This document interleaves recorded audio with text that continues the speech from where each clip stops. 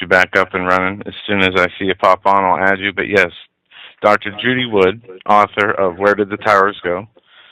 The website, wheredidthetowersgo.com, and drjudywood.com. Lots of information there.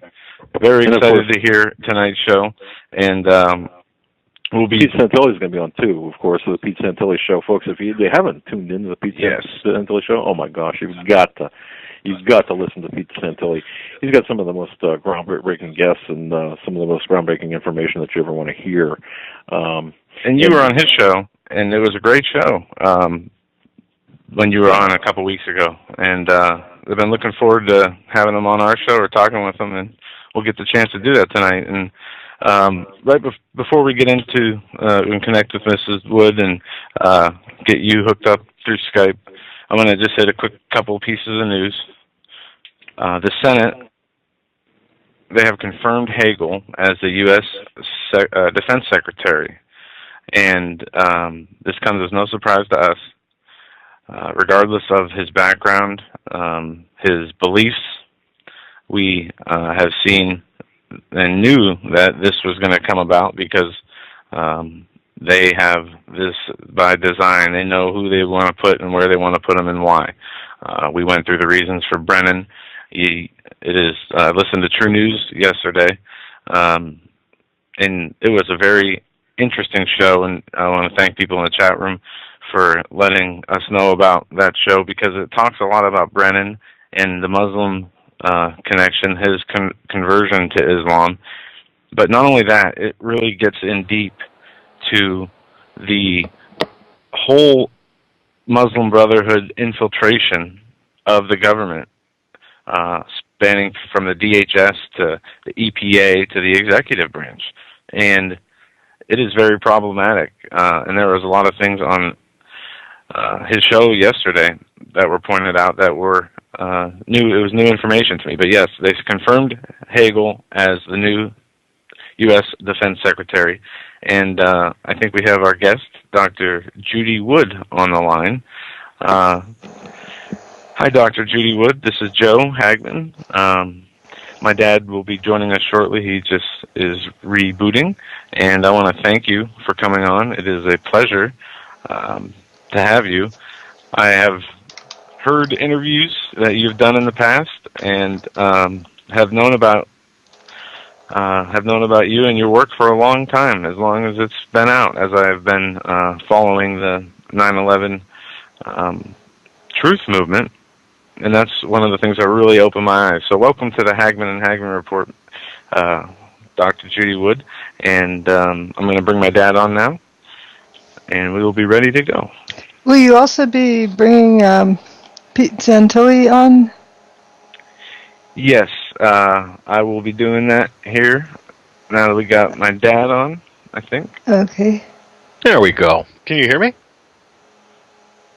I can hear you. Okay. All right. Dr. Wood, can you hear me? Yes, I can. Oh, beautiful. Well, things are working well then.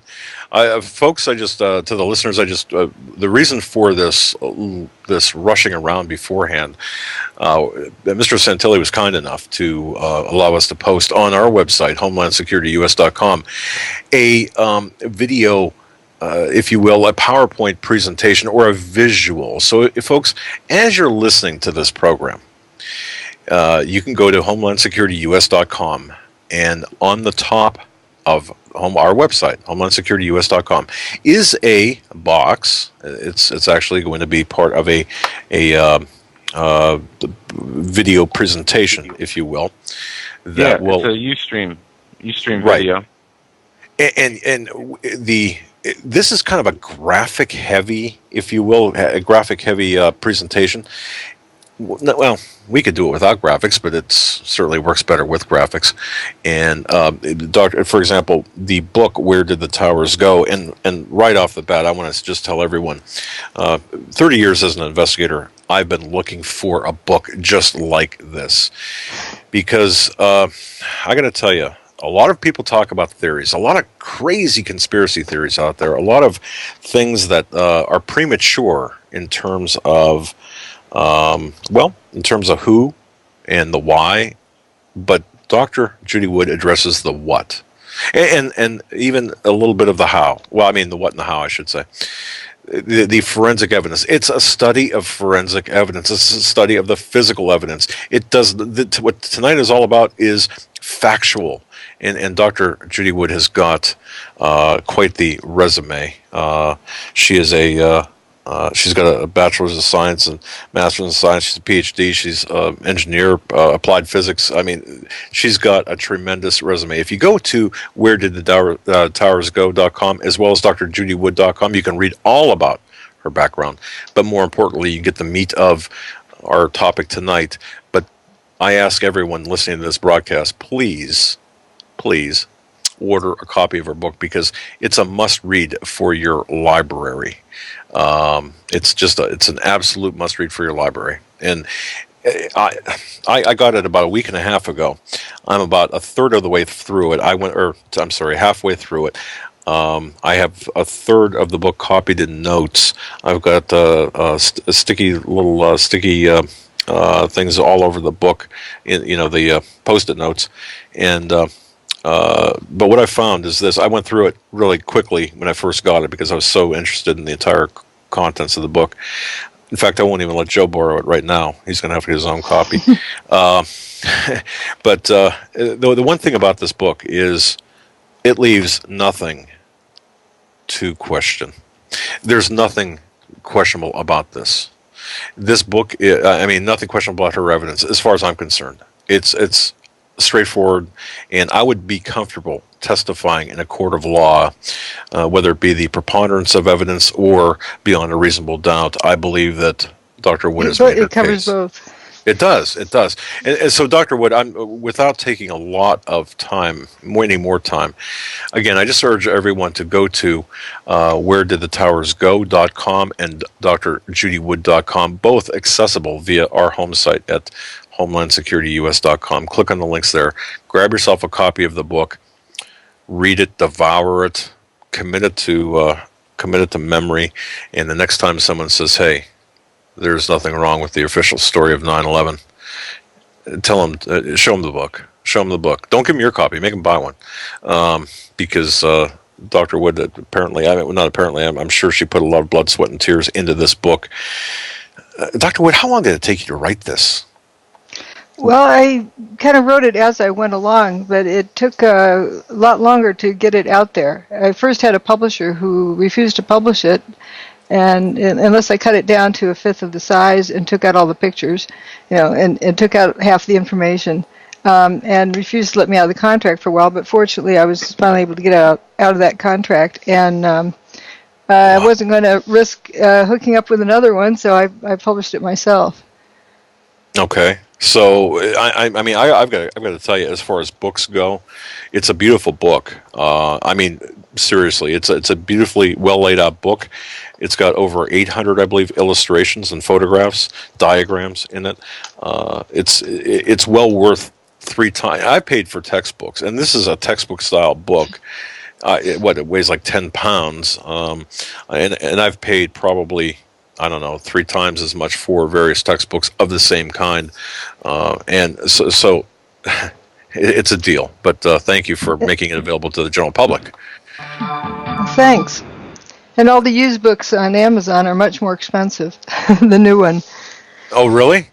Oh. Yes, some of them are I saw one for $1,000 today, but they think that they're hard to come by, but they're generally at least $100. Well, at either 36 or whatever the price. I don't remember what the price was. Yeah, $39.95, and then plus the shipping. I got to tell you, plus there is, in mine, I got a little handout, if you will, of the map of the World Trade Center and their complex area. It's like a handout that came with the book as well. So yeah, a bookmark that has the map on it, and it shows the buildings and their height, and just things that I wanted to have handy when I was looking over information, like when did the North Tower get its hole, when did the South Tower get its hole, when did the North Tower go away, or also how tall were various buildings, how many stories tall was this building or that building, things like that. Well, and I'm looking at this at this bookmark, this photographic bookmark.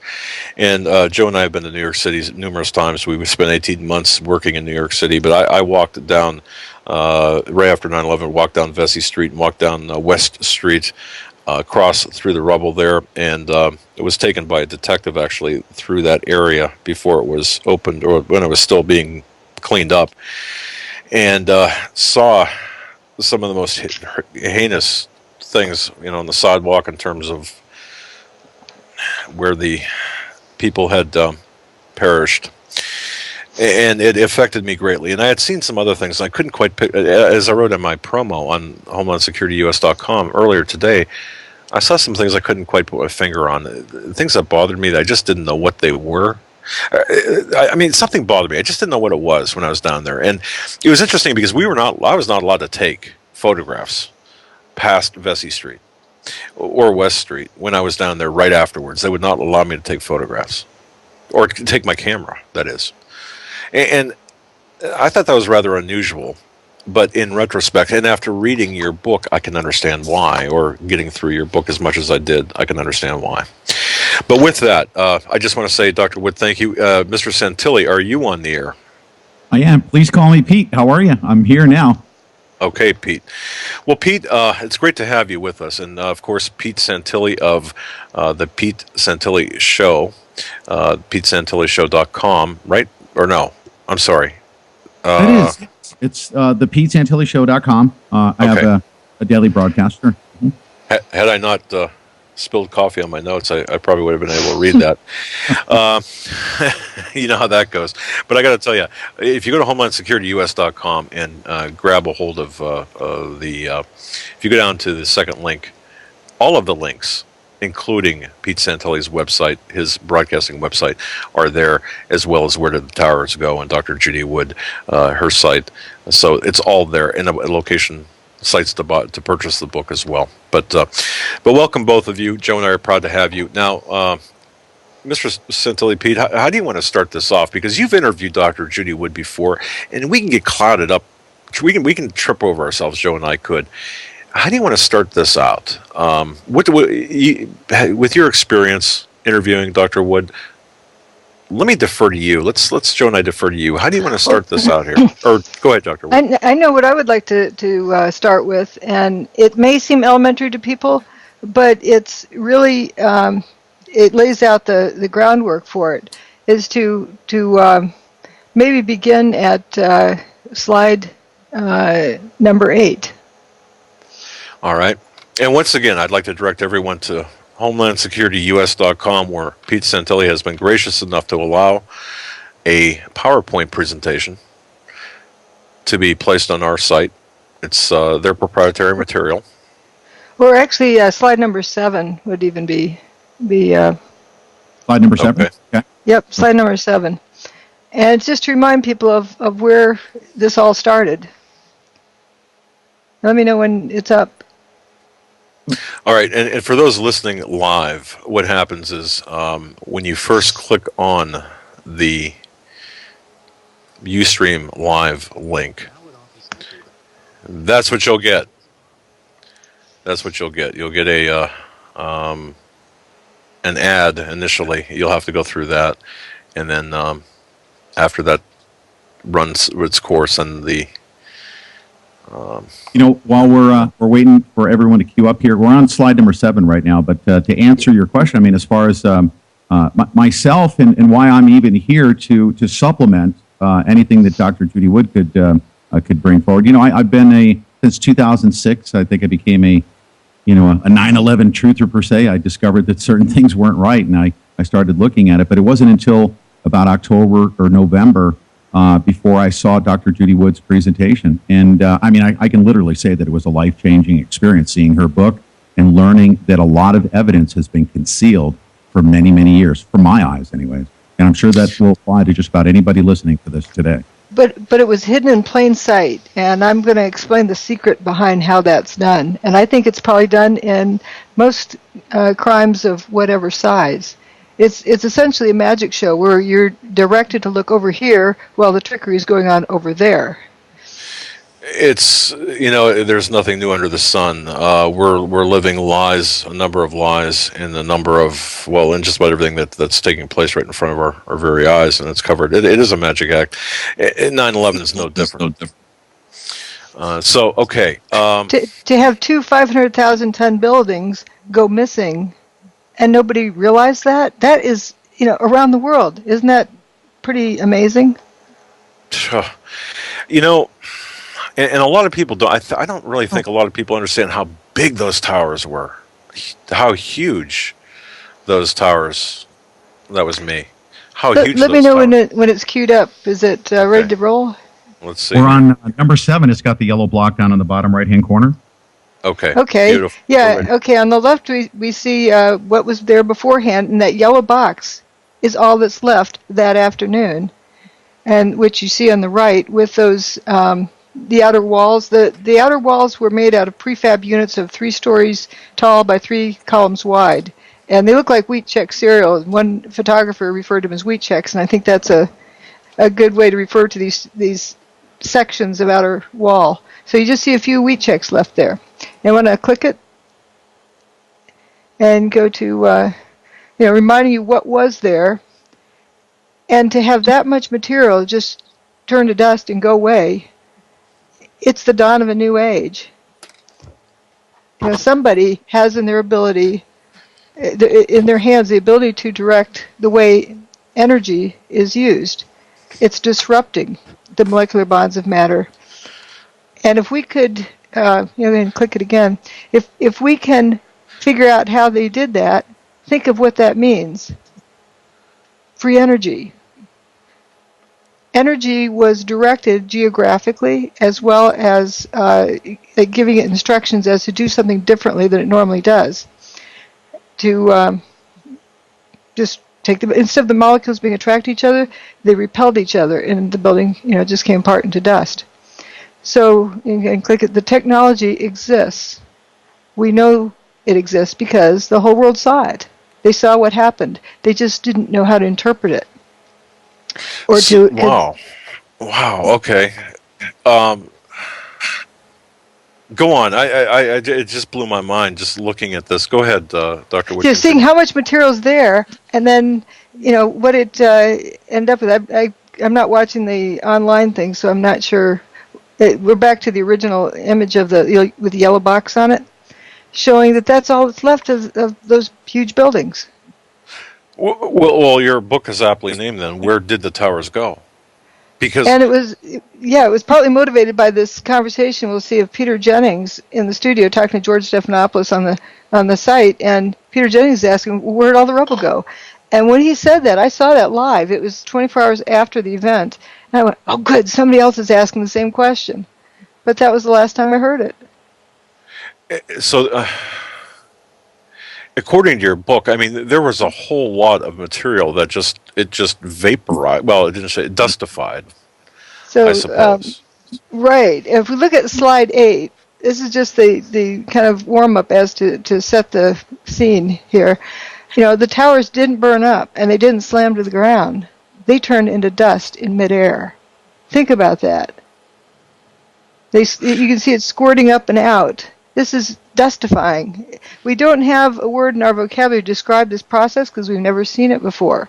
So using a known word to describe an unknown phenomenon is incorrect because then you're biasing your observation, so it needs a new word. And so I use dustification. I mean, it's pretty clear what that means. And well, right. Now, but see, we all watch this on television, if not live, then certainly on the rebroadcast. We saw the towers come down.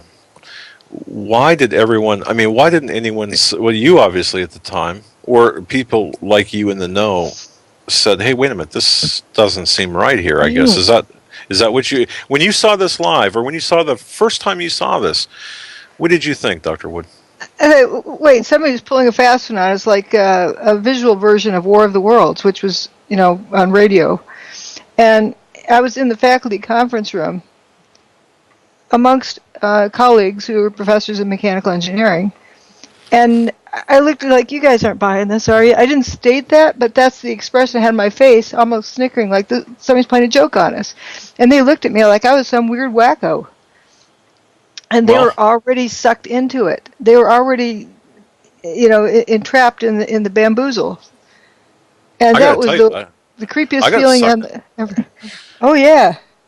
And as everyone did, I suppose, or most people did, we're watching it live. I mean, how could it be anything other than the fact that planes hit buildings and the buildings fell down because of the jet fuel, the heat, and the collateral damage from the planes. So, but when you saw it, obviously based on your experience, you saw something totally different, and you saw this magic act take place.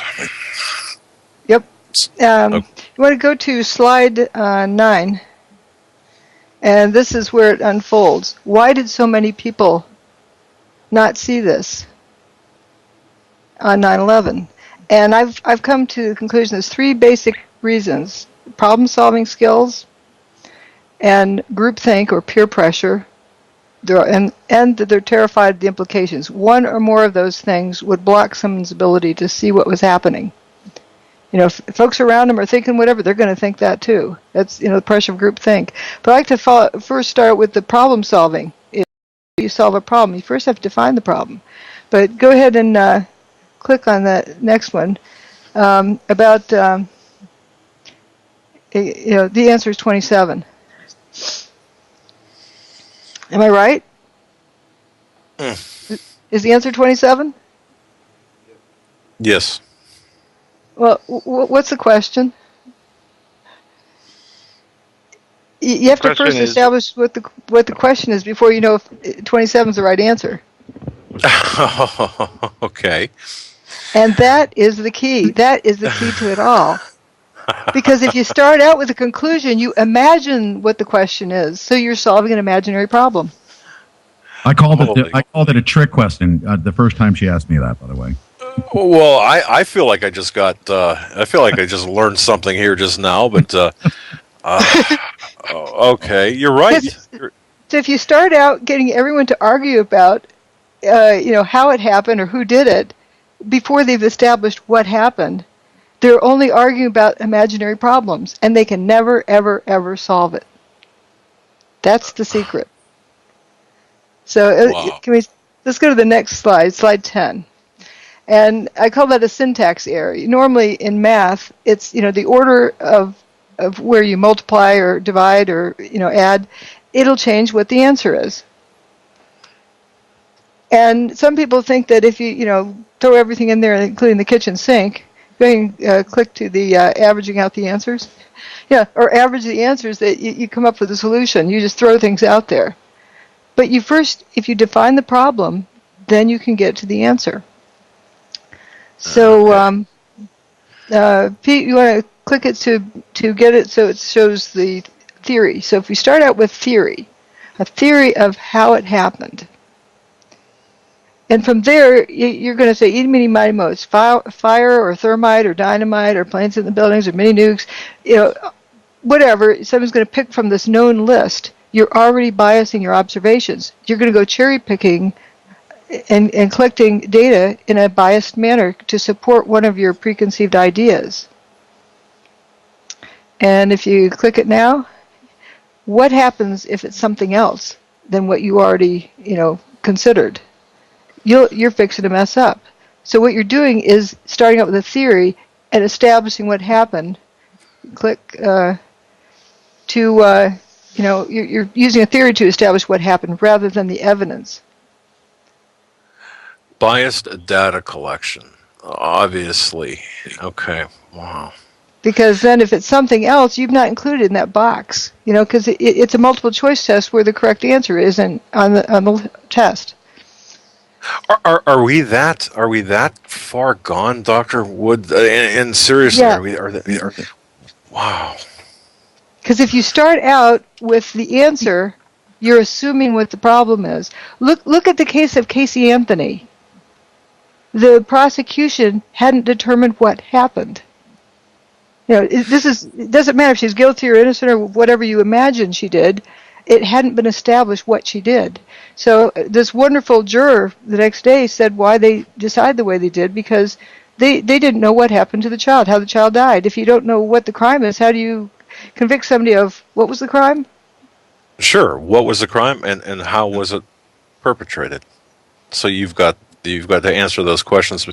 You should really have to answer Rather those than questions going on a first. witch hunt. Otherwise, just a witch hunt.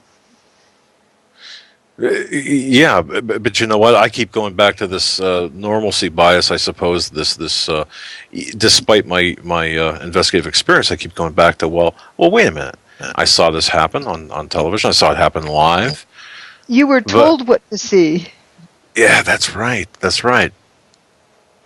And if you blocked out your ears, you would have come up with a different conclusion. Because that's what I do. When my eyes and ears don't agree, I just shut off my ears.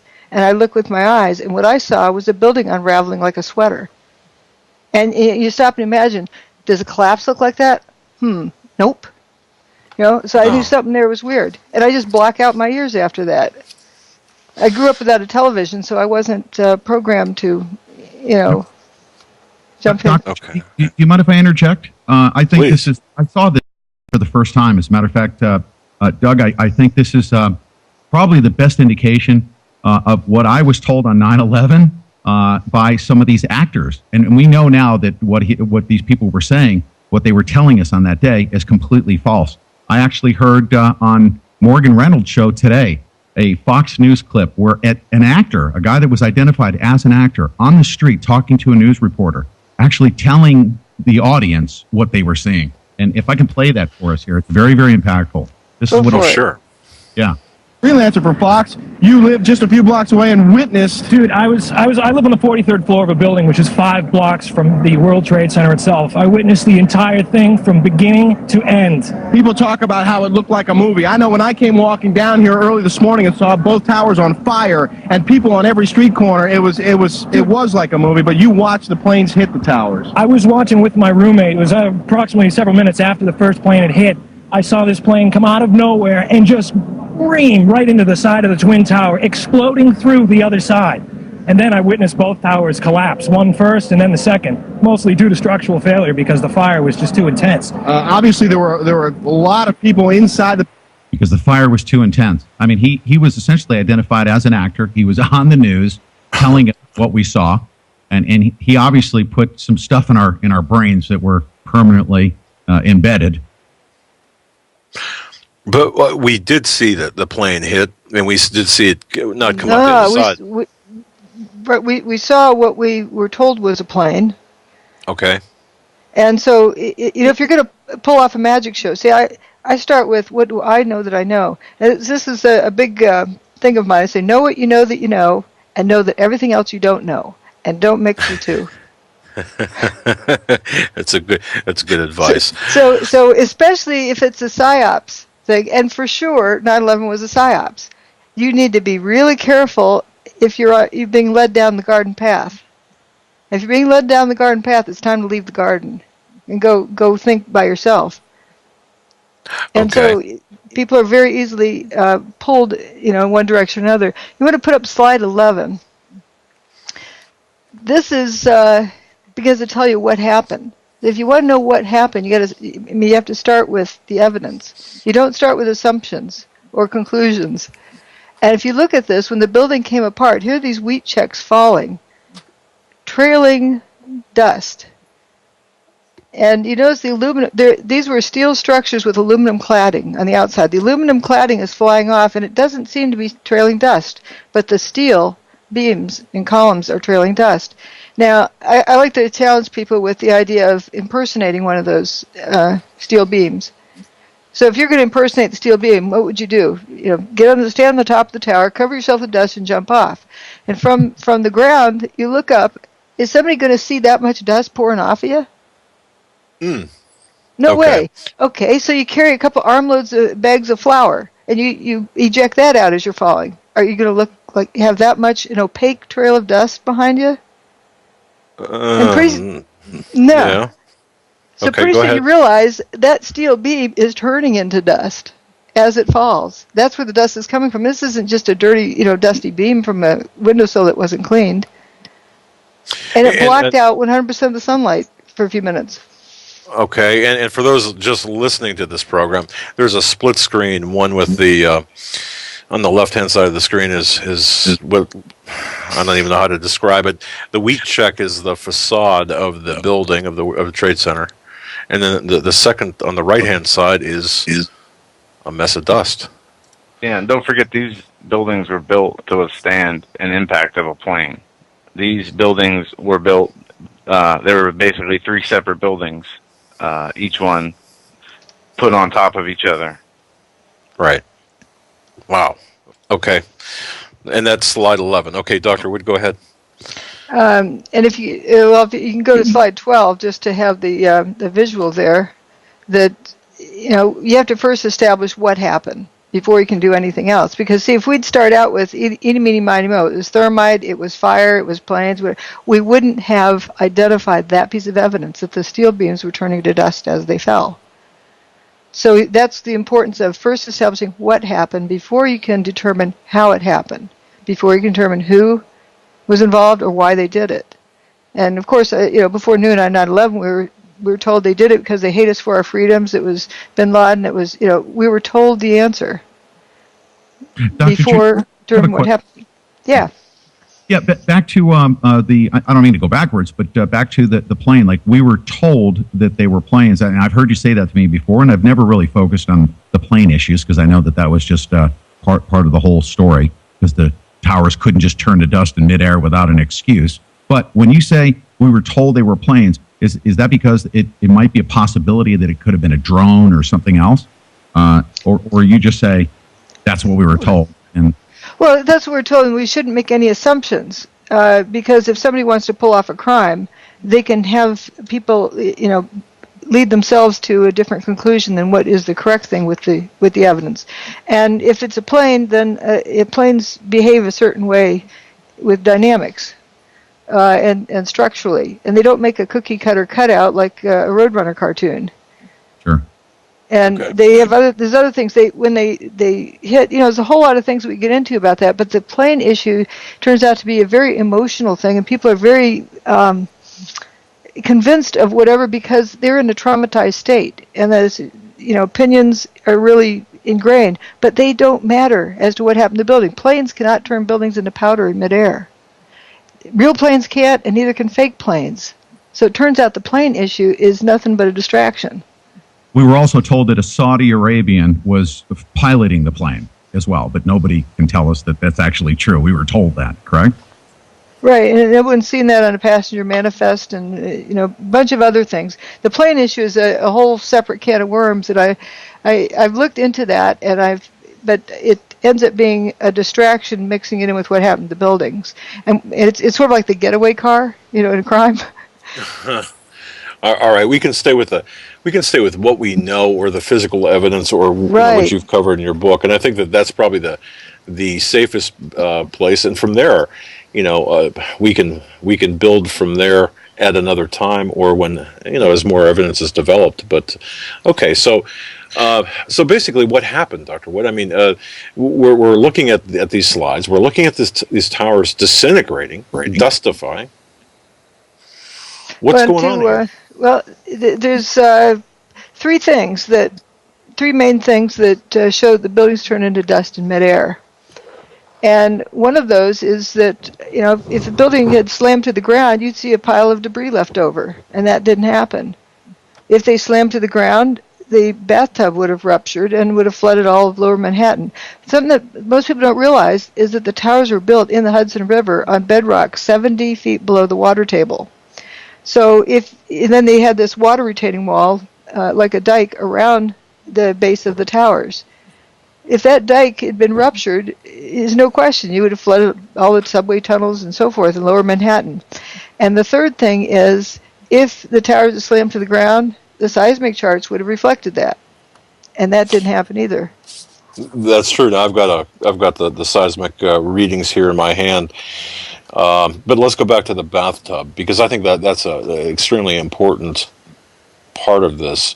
Of course, the Hudson River is off to the west of the complex of the plaza.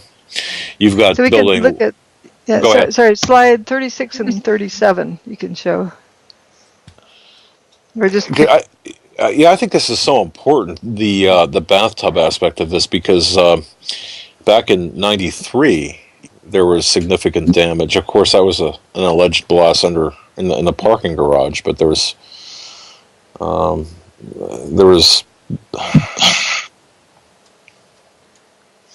Okay, wait. There we go. The slides are up, I believe. So which one are you looking at, 37 or 36? 36? Okay, and so you see the Hudson. This is before they built the World Financial Center across the street. So they were already extending out off of the rock of Manhattan offshore. Then they built a dike around. But you can see the first floor is right there at water level. And so the 7 stories below ground were all below the water level. And then there's this path train tunnel that goes, it rests on the bottom of the bathtub and goes underground over to the New Jersey side. And that wasn't breached. Oh, okay, now someone would say, Dr. Wood, though, that with the trauma or with an impact or something taking place on top, way above 80 some stories above ground level, that even with the collapse, one would expect, or one could say that, or one could excuse the fact that this bathtub was not breached. What do you have to say about that? You have 500,000 ton brick and you slam it down to the ground. It's going to do something to the ground. And we can compare that with regular controlled demolitions and how they behave. A building at 1/30th of the potential energy, that's, mass times height, at 1/30th of the, 3 times 10, 1/30th of the potential energy made more of an impact than the South Tower did. The Seattle King Dome made a 2.3 on the Richter scale, the equivalent of 2.3, while the South Tower made a 2.1. Okay, which doesn't make sense at all. Building 7 made a 0.6 on the Richter scale, and it's 6 times the size of potential energy-wise of the King Dome. Okay, wow. So that would certainly indicate your going to one of your latter chapters, the dustification of the building. That would certainly indicate to me that the full force or the full weight of what was 80 plus stories above ground, or 100 and some stories above ground, didn't impact the ground as it should, or didn't register a seismic reading as it should then. So that means that, it turned to dust on the way down. And not only that, the only seismic signal was a surface wave, which is like what you would get if you get out of bed in the morning, your mattress springs back because the weight is removed from it. If you slam something down on the bedrock, a 500,000 ton load on the bedrock, it'd be like ringing a tuning fork. And at the other end of that bedrock is a seismic recording station, plenty of other seismic recording stations, and they did not pick up waves that traveled through the earth.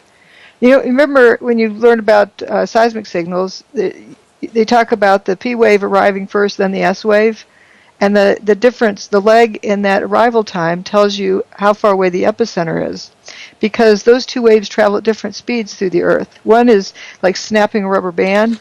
That's the P wave. It goes a lot faster. And then the other one is like the vibration is horizontal to it. It's like wiggling a jump rope as it ripples down. And those waves were not recorded for the demise of any of the buildings on 9/11. Neither tower or Building 7 or Building 3 or 4 for that matter. And Dr. Judy, today we heard from Rob Salt. He was there at Ground Zero, just a matter of blocks away, and he was told that one of the towers had collapsed, and he didn't even hear it. He was a couple blocks away. He didn't hear a thing. And that would only be possible, Pete, with, if you've got tons of concrete coming down, you're going to hear.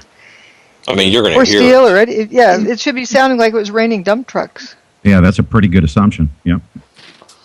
So, okay, now in your book, and I'm trying to follow along too. I've got your book on one side, the screen on the other. In chapter 2, and maybe I'm regressing here, but you do point out the billiard ball example, and then with subheadings of that or subchapters, the pancake theory, and of course the visual evidence. What's the billiard ball example? Am I It's regressing too far? no, no. If you go to slide 42, and there's going to be a lot of clicks in there. If you start out there, let's see. Go ahead, blue line down. All right, you got. Okay, so when you start there, you see this blue line. Now you notice the horizontal scale is time. So let's pretend you're standing on top of the building. You drop a billiard ball over the edge, and it's going to take about 9.5 seconds to reach the ground. All right. That's just dropping free fall over the edge. And if you click the screen, now we have a problem that we have. Let's say we're going to overestimate the damage. We're going to say 9 out of every 10 floors is removed. It's been destroyed. So the 110th floor is going to drop and hit the 100th floor, but we see that the building's turned to dust, so it goes poof. But let's say it has enough energy to trigger the next floor to collapse. It doesn't, but let's assume it does, just for timing purposes. Now, it doesn't have enough energy to dustify one floor, and it doesn't have enough energy to collapse the next floor, but we'll assume it has energy to do both. And just look at the timing. So what this is imagining that you have somebody every 10 stories holding their hand out with the reason why I use billiard balls, they're standard issue, just different color. So you have the blue ball on the roof, and then the red ball on the 100th floor, and the yellow or the orange ball on the 90th floor, and so forth. And the person, for example, on the 100th floor can't drop their ball until the next one goes by. In other words, you can't trigger the collapse of the floor below until the other ball gets there, right? Okay, right, okay. So go ahead and click, and I show the blue ball coming down, and then if you click again, you have the red ball. It can't come down until the blue ball gets there. So you can click again, which shows you have to move that over so that it can't start until it gets triggered to start. And so you have this kind of relay race. And just that alone is over 30 seconds. And if it's floor by floor by floor, that's 100 seconds. Well, wait a minute. Okay, as an investigator here, then I got a real problem. Uh-huh. Houston, we have a problem. Mm-hmm. And you click again, and it shows it's 9.22 seconds just for the first one, and then you got that, triggering kind of thing. And if you go ahead and click till you get to slide 43, the ground only shook for 8 seconds. That's even a bigger problem. Okay, how so? When you say it only shook for 8 seconds, why is that significant? Because if it takes 9.5 seconds to drop a billiard ball off the roof. Oh, yeah. Why'd the ground only shake for 8 seconds? Oh, wow. Oh, wow. Unless it turned to dust and never hit the ground. It didn't slam to the ground. Well, yeah, okay. There's really, I'm trying to find an alternative explanation. I can't. And if you click it again, I've got the next one. There's 4 clicks in this slide, but it shows if you want to get it all on the ground, the fastest you can get on the ground is 9.5 seconds. So if you move all of the triggerings, okay, to just keep clicking until they all move over. You have to give all the floors a head start. Before they get triggered. So you can't have a progressive collapse because those floors below, even if they're going to get on the ground in 9.5 seconds, they have to all have a head start. Right, okay. So it shows that you can't have a progressive collapse. It's not just looking at the timing alone, not the energy or anything else. It's physically impossible, right? Right. How? Okay, I'm really trying to get this through my head here. How is it possible that this happened right in front of our noses? That people of your stature, of your knowledge, saw this, and either it got by them, or they said nothing. I mean, is it because we're so conditioned, Dr. Wood? Is this it? Very much. It comes to that issue with problem solving. If people are brought up, generations of multiple choice testing, like the SAT test and all, it's this big pressure for time to get to the best answer and go on, and to you focus on the answer, not the process. Right. And what my book forces people to do, and why it can't be spoon fed to somebody very easily. Like somebody wants it in a so they don't have to read it. They just want to take the pill, and it really has to be a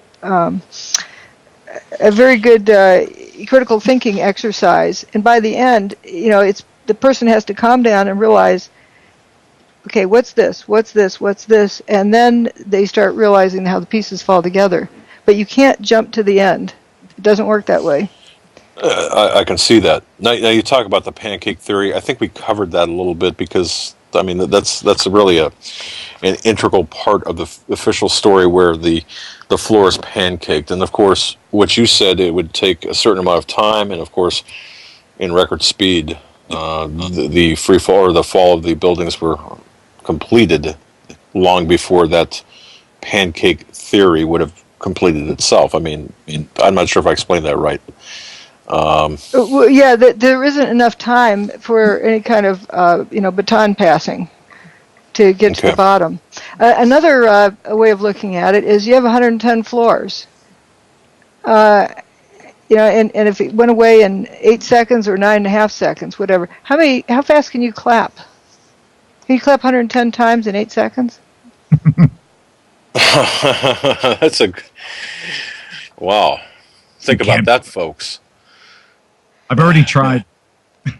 No. I think there is the Guinness World Record holder does, but he uses a tricky thing of clapping back on his hands as he's moving his hands, double clapping. But another mental exercise I did actually on that day is, the building's about a quarter mile tall, rotate on its side, and you get a world record, 4-minute mile guy, and he's running alongside the building. How long does he take to run a quarter mile? Well, if it does a 4-minute mile, then that's 1 minute. It's going to take him to run the length of that building at world record pace. Wow. Now that's a mental picture there that should be able to satisfy people's need for mental images. Now you point out here with the pancaking theory, a minimum of like 30 it's not a theory. It's an mental exercise. Okay. It's not a model of the building at all. It's just a mental exercise because people have been trained to see with the buildings, terrorists, horror scene, collapse, pile. These words have ingrained in people's minds, and the brain doesn't function. So step aside and look at the billiard ball thing. It's just a mental exercise, and people's brains can function there. They're just innocent billiard balls. And it's also, billiard balls are sort of the cue to put on your thinking cap. You don't want to look like a fool, so you can follow that through, and then you can realize the logic, and then go back to the actual scene and see, yeah, no way. Well, okay. In your book, I have marked off here, if every floor were to pancake in line with the official model of the collapse that we're told, then the time required would be approximately 100 seconds, 1 minute and 40 seconds, folks, almost 2 minutes. Not the almost free fall collapse rate of less than 10 seconds that we saw with our own eyes. And I go back to how can that be? Mm-hmm. And that's assuming, free fall between floors. Right, without resistance. Right. And the assumption I made is what we see is, there's nothing left at the end of the day. There's no pile driver stacking up. The building was dustifying as it went down. So you don't have an accumulation of mass. Okay. All right. Yeah, and on slide 47, I have a picture a few blocks over by one of the subway tunnels, by the Fulton Street subway tunnel. It's not in Fulton Street, but it's a block over from that. And it's like ankle-deep dust all over. Yeah, that part of the building didn't make a thud when it hit. It also didn't contribute to pushing the building down. Okay, go on. But what do we? Okay, so what is it too early to ask at this point what we're seeing, or should we go into more? Excellent that you asked. That's great. I didn't have to get a ruler out and slap you on the wrist. Because it's hard for people to just take in the evidence. And you take in the evidence long enough, and it'll tell you exactly what happened. That's another key, too. Whenever you jump to a conclusion, what happens if what you've imagined is not what happened? Then you're fixing to mess up. You're clouding your mind with biased observations. So if you just take in the evidence, so what we do know and what we have established is the building turned into dust in midair. And there's also some videos of that are quite striking. That's a pretty bitter pill to swallow. Okay, turning to dust in midair. Okay. What would you want to go to let's see, slide 62. All right. Okay. And what we see, okay, is it up? There it is. All right, and you'll see around in the corner. I don't know if you want to point it out, Pete. That there's one of the steel beams you'll see emerge from there, trailing dust, and it's distinctly down. You look at the northwest corner of the north tower as it's coming apart, and there's this steel beam that's emerging, kind of a bright color, and it's definitely trailing dust. And keep watching it. You'll see that it just goes away. No. You can't tell me that dust that is trailing it overtook it.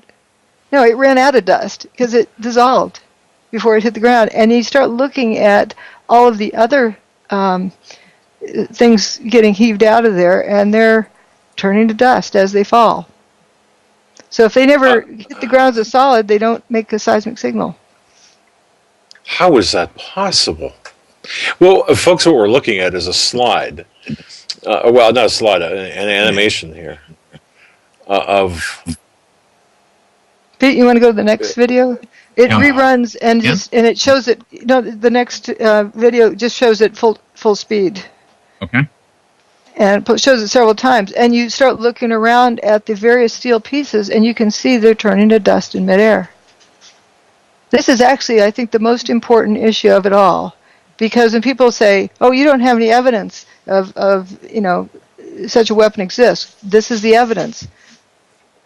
If these beams if the majority of the building is turning to dust in midair, that is proof that technology that can do this exists. Well, I'm looking at this. Go ahead, Joe. You got something? I mean, she makes a good point here, and this is where people start to have different opinions on what happened and how the buildings were brought to their collapse. But regardless, obviously, any impact from a plane or whatever else would not cause this damage. Well, we don't even have to go there. We're just looking at a disintegration in midair of material. Right. Which would not be caused by anything that I've ever seen. Joe, can I mention something, Joe?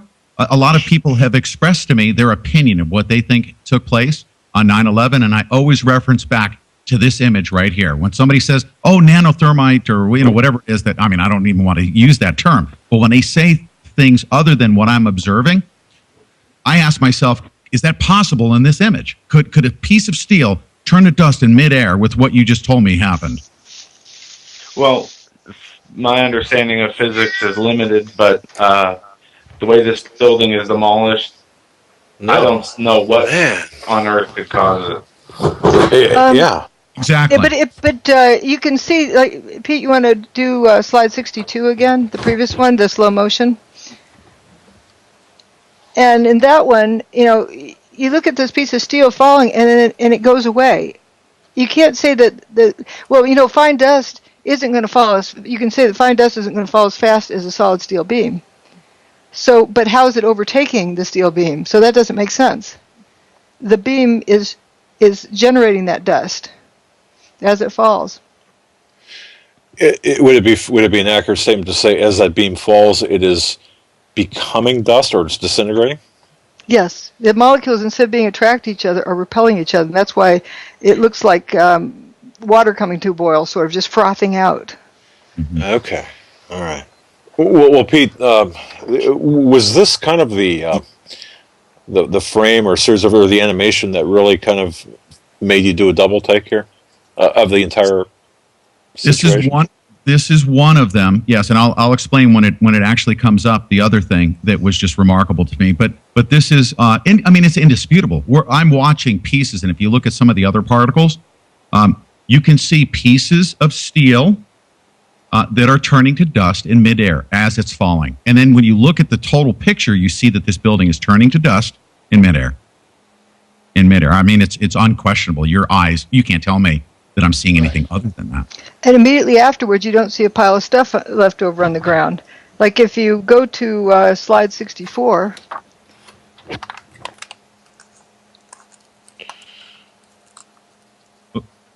this is right where that stuff should have been falling.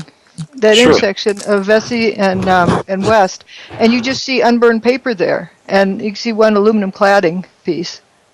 There were some steel pieces, but we saw those pieces falling towards that intersection. That's correct. And I was just visualizing standing on the corner of West and Vesey, or Liberty and Vesey, or Liberty and West. I'm sorry, or West and Vesey and West. Do you see is the picture up? Slide 64. It is. Yes. Mm-hmm. Yes. Okay. I'd like you, Doug or Joe, to describe what you think the body language is of those people standing there. They apparently have just come out of their hiding places. During the destruction of the building, they've come out of their hiding places. What are they saying? What? The people closest to the camera don't look like they were around as the buildings were collapsing, or they're not full of dust. They are walking onto a scene of where the biggest buildings in New York City stood, now empty, probably in shock. I mean, what the heck? You see hands on the hips, arms folded, hands at the sides. Yes. See the guy looking down Vesey Street with his hands on his hips, like, what the heck? Yeah. Wasn't there a building here this morning? Yeah. 110 stories worth, and now it's gone. And wow. They have dust and paper, unburned paper. That bothered me a little bit too. But I thought, well, the ejecta from the floors that weren't on fire would have caused the paper to come out and other things. But to me, and as I was going through your book, the fact that this is unburned paper, but well, it's kind of like what I heard you say before, where the toilets, we've got paper, but with lack of other material that's within the debris. Something's not right here with this. And I'm looking at this. I'm looking at this. I can see this. Folks, this is incredible. But by the way, we're up against the top of the hour break for our stations that are simulcasting this on AM and FM. I want to let you know we are joined by Dr. Judy Wood and, of course, Mr. Pete Santilli. If you go to HomelandSecurityUS.com, you can click on the website of Dr. Judy Wood and also Mr. Pete Santilli, the Pete Santilli Show, and Where Did the Towers Go? This is a very special Tuesday edition of the Hagmann and Hagmann Report. It is the 26th day of February 2013. I'm Doug Hagmann. With me in studio is Joe Hagmann. Folks, we're right back after about 2.5 minutes of messages. Stay with us.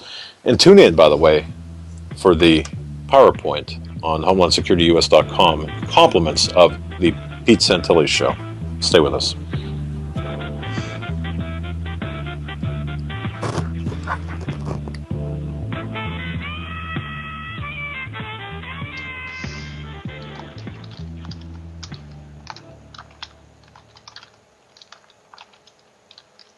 The that gives me a chance to stop my recording. By the way, Hi, folks, Doug Hagmann here. You might know me as the co-host from the Hagmann and Hagmann Report, or as a frequent guest on Coast to Coast AM with George Norrie. If you're like me, you're tired and confused over today's headlines. You just don't know where to turn for accurate, concise information about really what's going on, what's truly going on in today's society. If you don't know where to turn for accurate, well-researched, and properly vetted news, I've got a suggestion.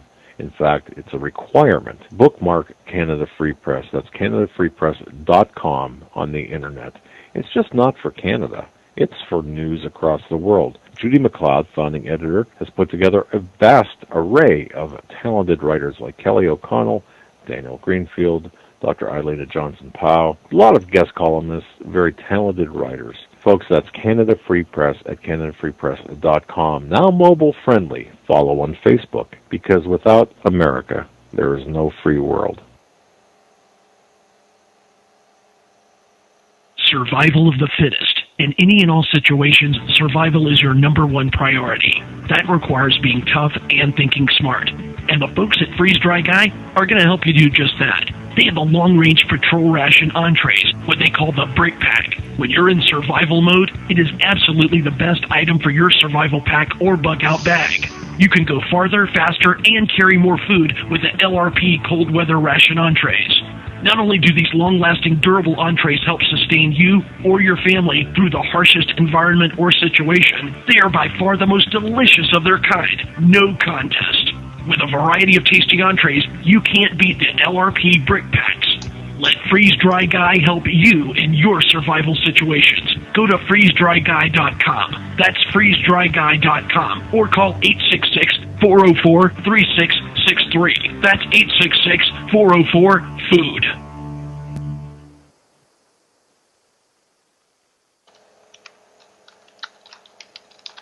Folks, I want to direct you to our newest sponsor. That's Granlund Firearms of British Columbia. GranlundFirearms.com. That's GranlundFirearms.com. Granlund Firearms of British Columbia. Check them out. They've got a full list, or a full showroom, if you will, of gun stock, or guns, weapons, hunting supplies. One of my favorite things from their website is a book called Treed Beyond the River, Cougar Hunting on Vancouver Island.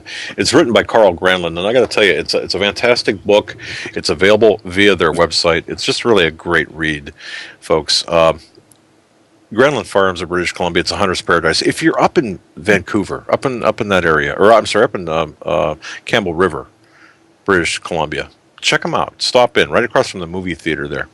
And if you can't get up there in person, certainly visit them on the internet, GranlundFirearms.com. Check out their photo gallery. Check out the books that they have. Check out the news, the T-shirts and hats. Get yourself a T-shirt. I like the black T-shirt with the deer head on it. Fantastic. From small to 2XL. That's GranlundFirearms.com. GranlundFirearms.com. Sign the guest book when you're up there. Tell them Doug and Joe Hagmann sent you.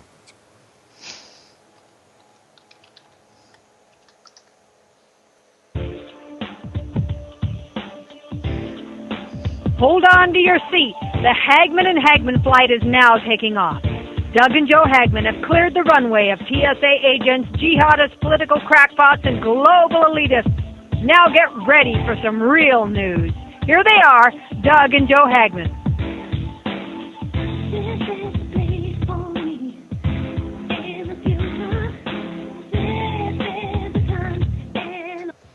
Hey, welcome back, ladies and gentlemen, to a very special Tuesday edition of the Hagmann and Hagmann Report. Very, very honored to have on two of my favorite people, and I mean this. Pete Santilli, great guy, the Pete Santilli Show, permanent link off of HomelandSecurityUS.com. He has allowed us to offer the visual presentation on HomelandSecurityUS.com. So if you're listening to this and you're by a computer, get to your computer, go to HomelandSecurityUS.com and follow along as Dr. Judy Wood is talking about her findings. And folks, let me, and I see some activity in the chat room, let me just verify something here. The topic of tonight's conversation is, where did the towers go? It's not, were there airplanes or were there little green men in the basement? Or was there a car bomb? Or did a bird, land on top of the towers and take them down? It's where did they go? It's an examination of the physical evidence, nothing more, nothing less. And I love what Dr. Judy Wood had written about the physical evidence and about evidence itself. It's really simple. Okay, it's something drilled into my head for the last 30 years. The evidence always tells the truth.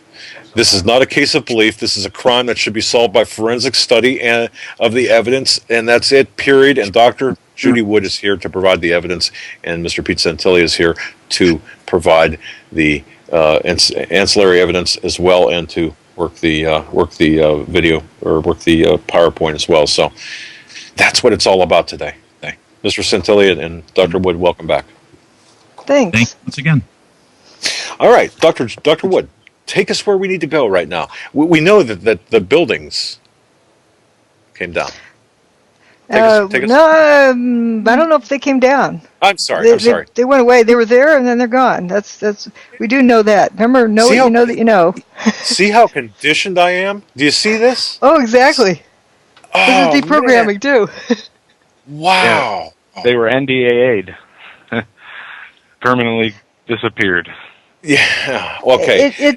We were given these words, and that's why we need a new vocabulary, because we associate things with words.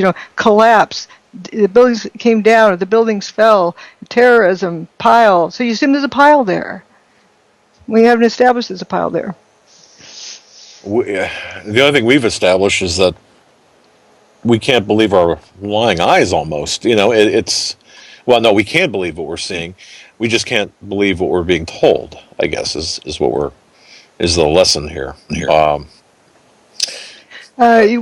We can, you'll see, we have slide 65 up. This is from building 7.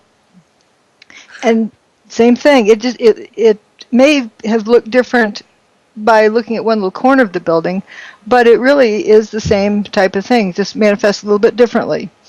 The building is, the left side is, they're both from a video of during the demise of that building, but the left one is about 1 second ahead of the one on the right. And you see in 1 second time, a whole lot more froth, dustification has come out from every point of the building. Okay, and there that isn't from a collapse. Okay. That's a whole lot of dust being generated. Go ahead, John. This is a good time to address this question, but people are asking where was this equipment located? What equipment? Right. We're talking about evidence. Okay. Well, you have to first establish what happened. Okay. So I'll bring that up later. But we're establishing the building turned to dust. Most of the building, not 100% of it, but most of the building turned to dust. And once we establish that, it doesn't matter, what the serial numbers are on whatever gizmo, wherever. We know that the building mostly turned to dust. Okay. That something that can do that exists. I got Pete and Dr. Wood. I got to tell you something. I was, after 9/11, I was the biggest rah-rah neocon kind of guy, wrap myself in the flag, let's say bomb the heck out of anybody who did this. And, I fell for every bit of the party line or of the national official story. So this is very uncomfortable for me to see this in real time, even though I've gone through the book and I've seen the book, but to see this and have you explain this, Dr. Wood, it's very uncomfortable for me. Mm-hmm. Knowing, and Mr. Santilli, did you experience a period of discomfort about this? Yeah, I would say, my first reaction, because, Dr. Judy Wood taught me when I was looking at the evidence. She actually guided me through a full presentation, and she said, just absorb the evidence, because I wanted to naturally just come to conclusions, say, okay, what was it that caused this? And she said, just absorb the evidence. She said, I'm not going to tell you anything, just look at it.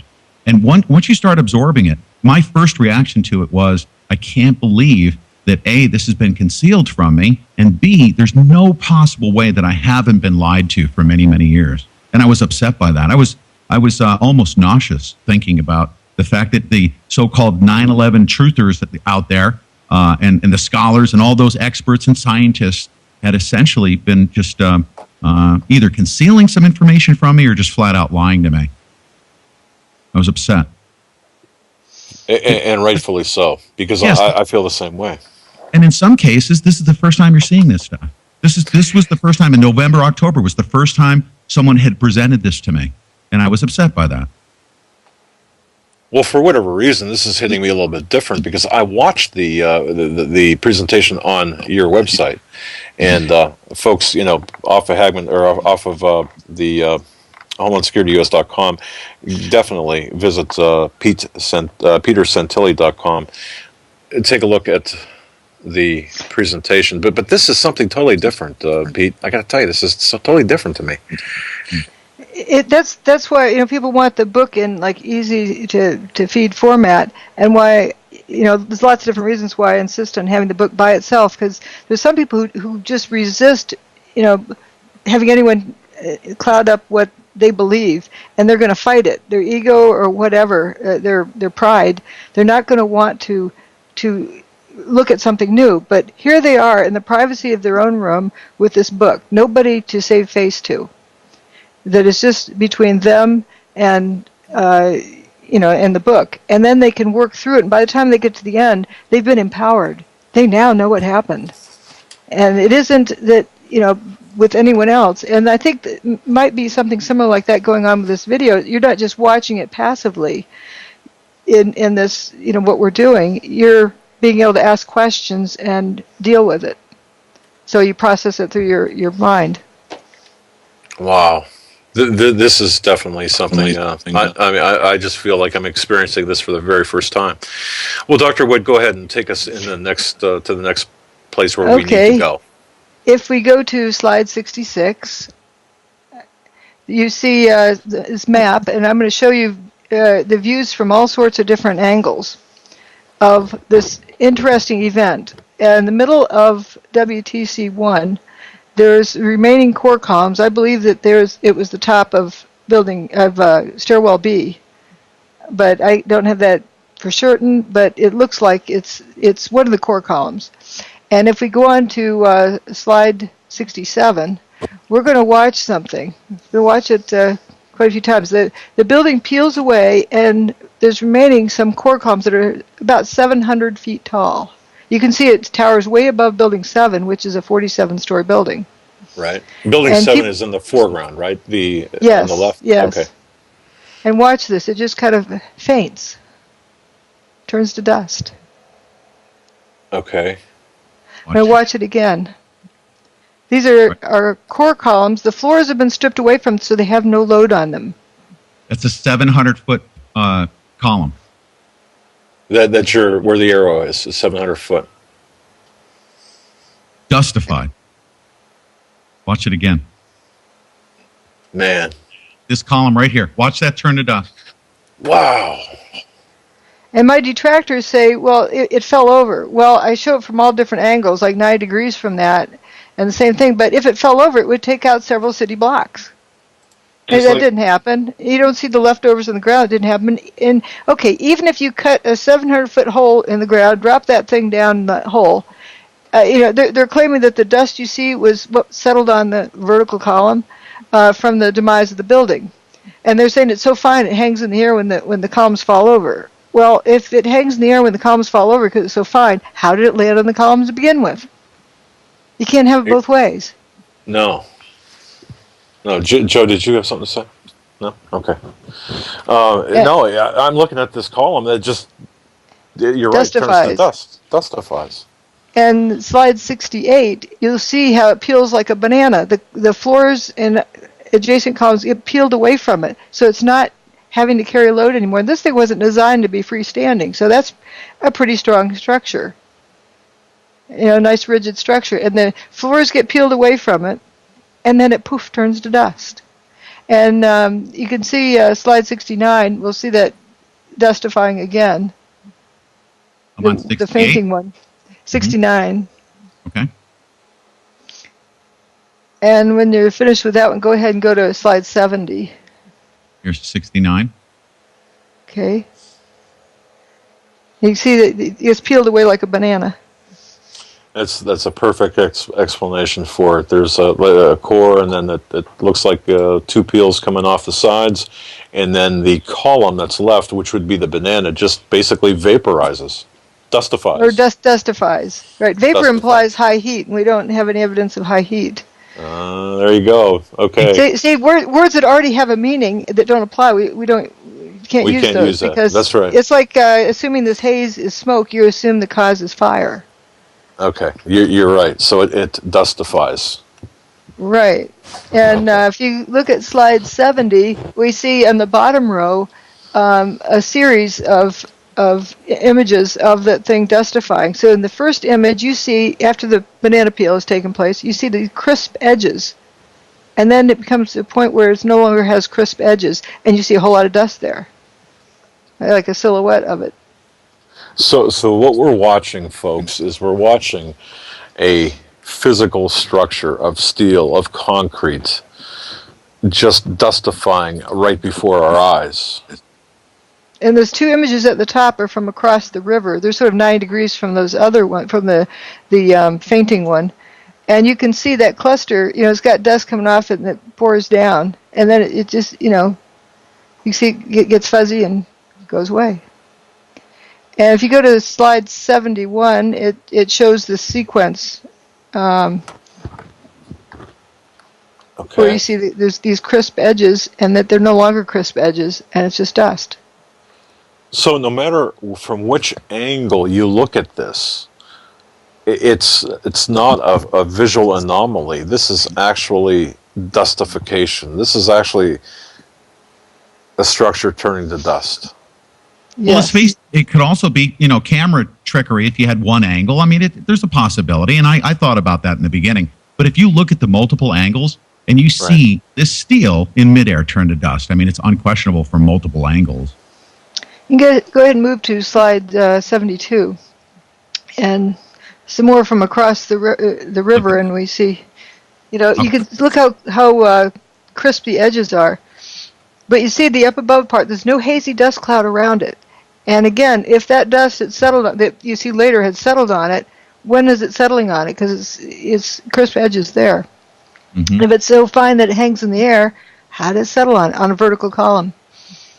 You even see the detail of little like stringies and wires or whatever hanging off of it, rebar and so forth. Mm. Every time I see this, it's just as dramatic. And at the base of this of stairwell B, you had 14 people survive and walk out on their own. There's 2 other people above them that survived, even though the building around them didn't. Dr. Judy, where is stairwell B relative to that column right there? I think it's right below. I think that's right. Stairwell B is in the middle of the core of the building, and that's where I believe this is. I can't be absolutely sure, but these are core columns. It's some. If it isn't stairwell B, it's adjacent to it. But even still, above stairwell B, there was that amount of steel above it anyway. Yeah. And so the people right below that, walked out. They saw blue sky. Wow. Exactly. So folks, what we're seeing is really a building that is turning to dust before our very eyes. At least the visual part of the building that we can see. To be fair. Right, and if you start looking at all of it, then now might be good to back up to slide 15, and slide 16. Go ahead and okay. Because to get a lay of the land of what it all looks like there. Okay, let me scroll up. And you say 15, 16? 16, yeah. Okay, and we are there. Here we go. Okay, you see WTC1 and WTC2, and then down below you see WTC3, which would be the biggest building for most towns. And then you see Bankers Trust. And let's say you go to work one nice late summer after boarding, and you're going to go into your office right down there. And you're going to look out your window, about from the 20th floor. and you're going to see, Tower 1 across the street, right? Right. All right, let me know when it gets up to the next, you're looking out from there, like, whoops, where'd the tower go? Imagine this is an intact window, double pane window, in an office. You don't see dust on the windowsill. You're looking out, and there was a building across the street, a 110-story building, and it's gone away. And the glass still has a reflection. Right. Clean windowsill, no broken windows. The surgical precision like that. That's directed. That's one of the directed geographically as well as directed in terms of instructions. If you click that again, we can zoom out and look where Building 4 is, and we're going to go back in and look the other direction, and the main body of Building 4, a 9-story building, just went missing. If you had binoculars, you could probably see what was on somebody's desk inside that, that sliver of the north wing that's left. I have a question. Doug, do you know how many buildings came down on 9/11? Went away. We're destroyed. Right, yes, I apologize. How many buildings went away on 9/11, Doug? I'm glad I'm not the only one. How about 4? 4? I say 3. 7. All buildings with the WTC prefix were destroyed that day. And, Building 4 wasn't hit by an airplane, and neither was Building 3. Nor 7. Right. Neither was Building 6. It just went missing. Large portions of it went missing. Now, the buildings that were, the 1, 2, and 7 were completely destroyed. 4, 5, and 6. I know 6 had a huge hole in the middle of it, but there was some structure left standing. Right, the middle 50% or so went missing, and almost all of Building 3 went missing. As we saw right at the beginning, that little stub in one corner was all that was left. The rest just isn't there. You're right. I mean, not that you needed me to say that. You're right. 7 buildings. And in this one, we're seeing, the main body of Building 4 went missing. And some of the north wing went missing, and then there's just that little sliced off part. Look, an X-Acto knife sliced it off that's left. That doesn't look like a collapse to me. To me, it looks like when I was a little tyke, our family drove through Topeka, Kansas right after that horrendous tornado. And there was I thought it was an apartment building, but I think it really was a dorm. It looked just like that. And I could look at it and see a bed that was still made up with some magazines on the bedspread and some books on the dresser, and the clothes hanging in the closet undisturbed. This tornado just sliced off half the building. And you could look right in. And that's what that reminds me of. It wasn't any, effects of a huge wind. It was just like it sliced. It was like an energy field that just sliced off the building. Wow.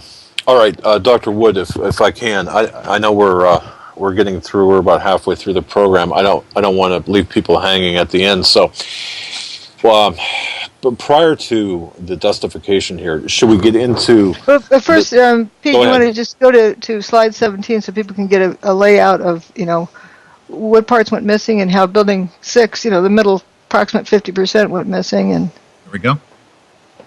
Thanks. Go ahead, Doug. Well, I didn't know if you wanted to get... Right now, we're almost at the halfway point, and I don't want to miss anything. I don't want to, so... Should we? I've got a question about the people inside, and this is particularly personal to me. The people jumping out of the windows. Should we address the jumpers at this point? We could. I don't want to go out of order, so. Maybe from slide 17, we just do this cluster here to also get a lay of the land about how little material was left. Okay. So, after that one that we, the holes from the top view, we see this lay of the land, and if you click on that, you can see there's an arrow that pops in showing the front door of WTC1. And if we don't get through everything covered, that's fine. Getting the most important stuff, that there's a lack of debris, lack of seismic signal, and lack of busted bathtub, ends up being quite important. But this arrow, we're going to go look right where that orange arrow is, on slide 18. And then when we go to slide 19, that's what was right where that orange arrow is pointing. And here we have this ambulance. It looks like it's in perfect condition, except maybe the door. It wasn't clobbered with anything. You don't see any steel wheat checks around. There were some. But you're looking at like the north wall and the south wall of the north tower, and you can see maybe stairwell B in there, a little bit of it. But where's the material for the building? Well, if you had Dr. Wood, one would say, well, it's underground.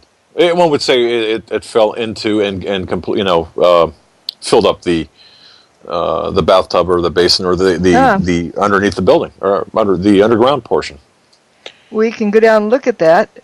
If we go to the next slide, we can see that the newscast of Peter Jennings the next day, with talking to George Stephanopoulos on the scene.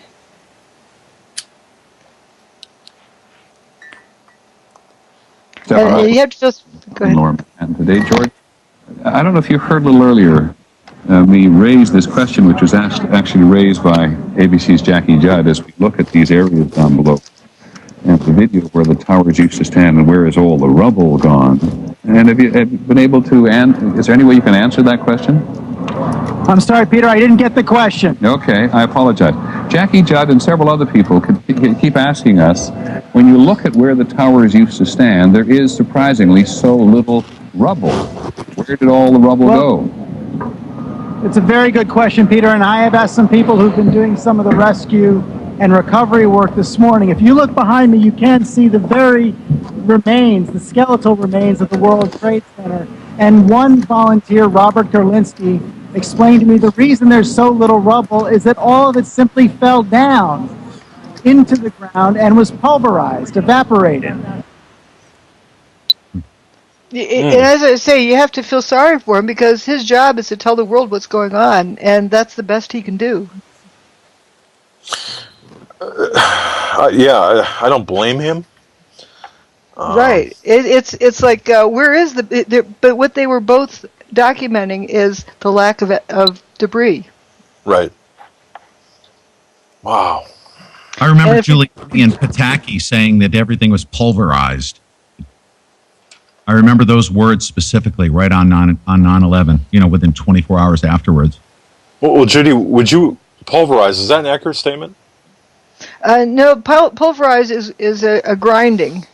Like a mechanical process, friction, something pushing against something else, or getting a rock and hammering it on top of another rock, it's going to break up into bits. That's going to be pulverized. This is something different, and so it needs a different term. So whatever happened in the building is the definition of dustification. So we know the word's correct because we need a new word. This had particles down to the size of DNA. You don't get that through pulverization. Okay. And go ahead. If you go to slide 21, we're going to look at where some survivors remained in the base of Building 3 and the base of Tower 1, and we're also going to go look below ground. I don't know if we want to hear the firefighters who were at the base of Tower 1 when they survived. What do you think, Pete? Is that video good or? Sure. All right.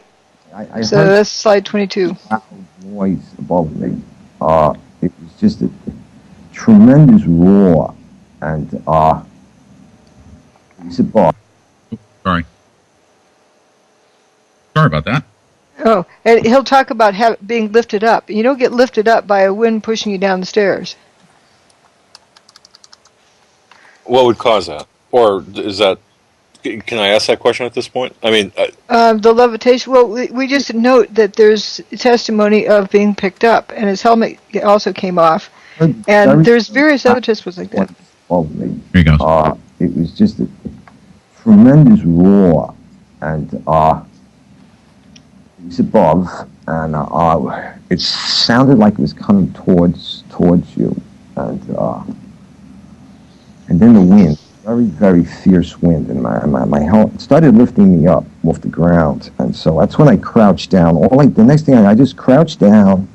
I got to the corner of the staircase by the railing, and I just got as small as I could possibly get. Because I'm not a big guy to begin with, so fortunately I'm not. So I got and I literally, well, I guess the best way to describe it, I tried to crawl into my fire helmet. That's what I wanted to do, just to protect myself. And I wasn't sure what was going on. I thought the building might come down, and I figured this could get, and I was a little angry. I got, so like, damn it, like, why me? Why, I'm beautiful. I'm going to die in the World Trade Center on a beautiful summer morning. It's like a little denial and disbelief sets in, and so then I started getting hit with stuff. It was just debris was hitting me, and it went dark. And then the next thing was just total silence. Nothing. No wind, no noise, no light, nothing.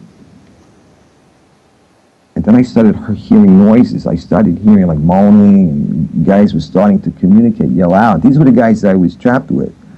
They're calling out, who's there? You guys are right, blah, blah, blah, and this kind of thing. And I realized there was other people. I wasn't alone, Because when you're alone in a situation like that, it's like existential isolation. It's like, and then when you find out you're with other people, it makes you feel a lot better. Even though you're in a very bad situation, at least there's other people. But then the strangest thing happened. This beam of sunlight came right in on us, like about 8 inches long, but it was clearly sunlight. It was all dirty and full of debris, and it looked like pepper was floating around in it, sort of.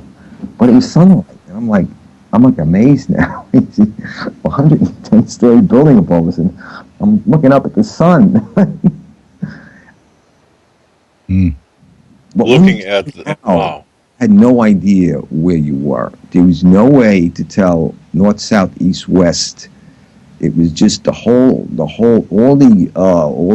atmosphere was full of debris and papers and smoke, and there was no landmarks. There was no way to make a reference point. You couldn't see the sun anymore. The sun had gone away because the sunlight that had come in now was gone, and so there was no way to tell which way you were going.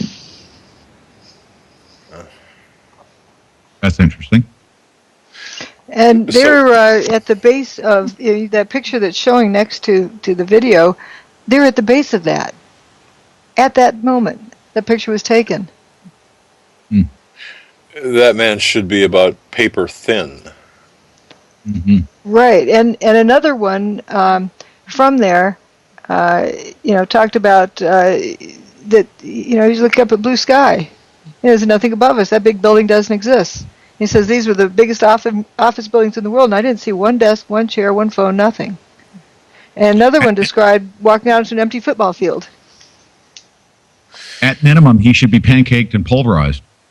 Right. Yeah. Wow. And his, listening to him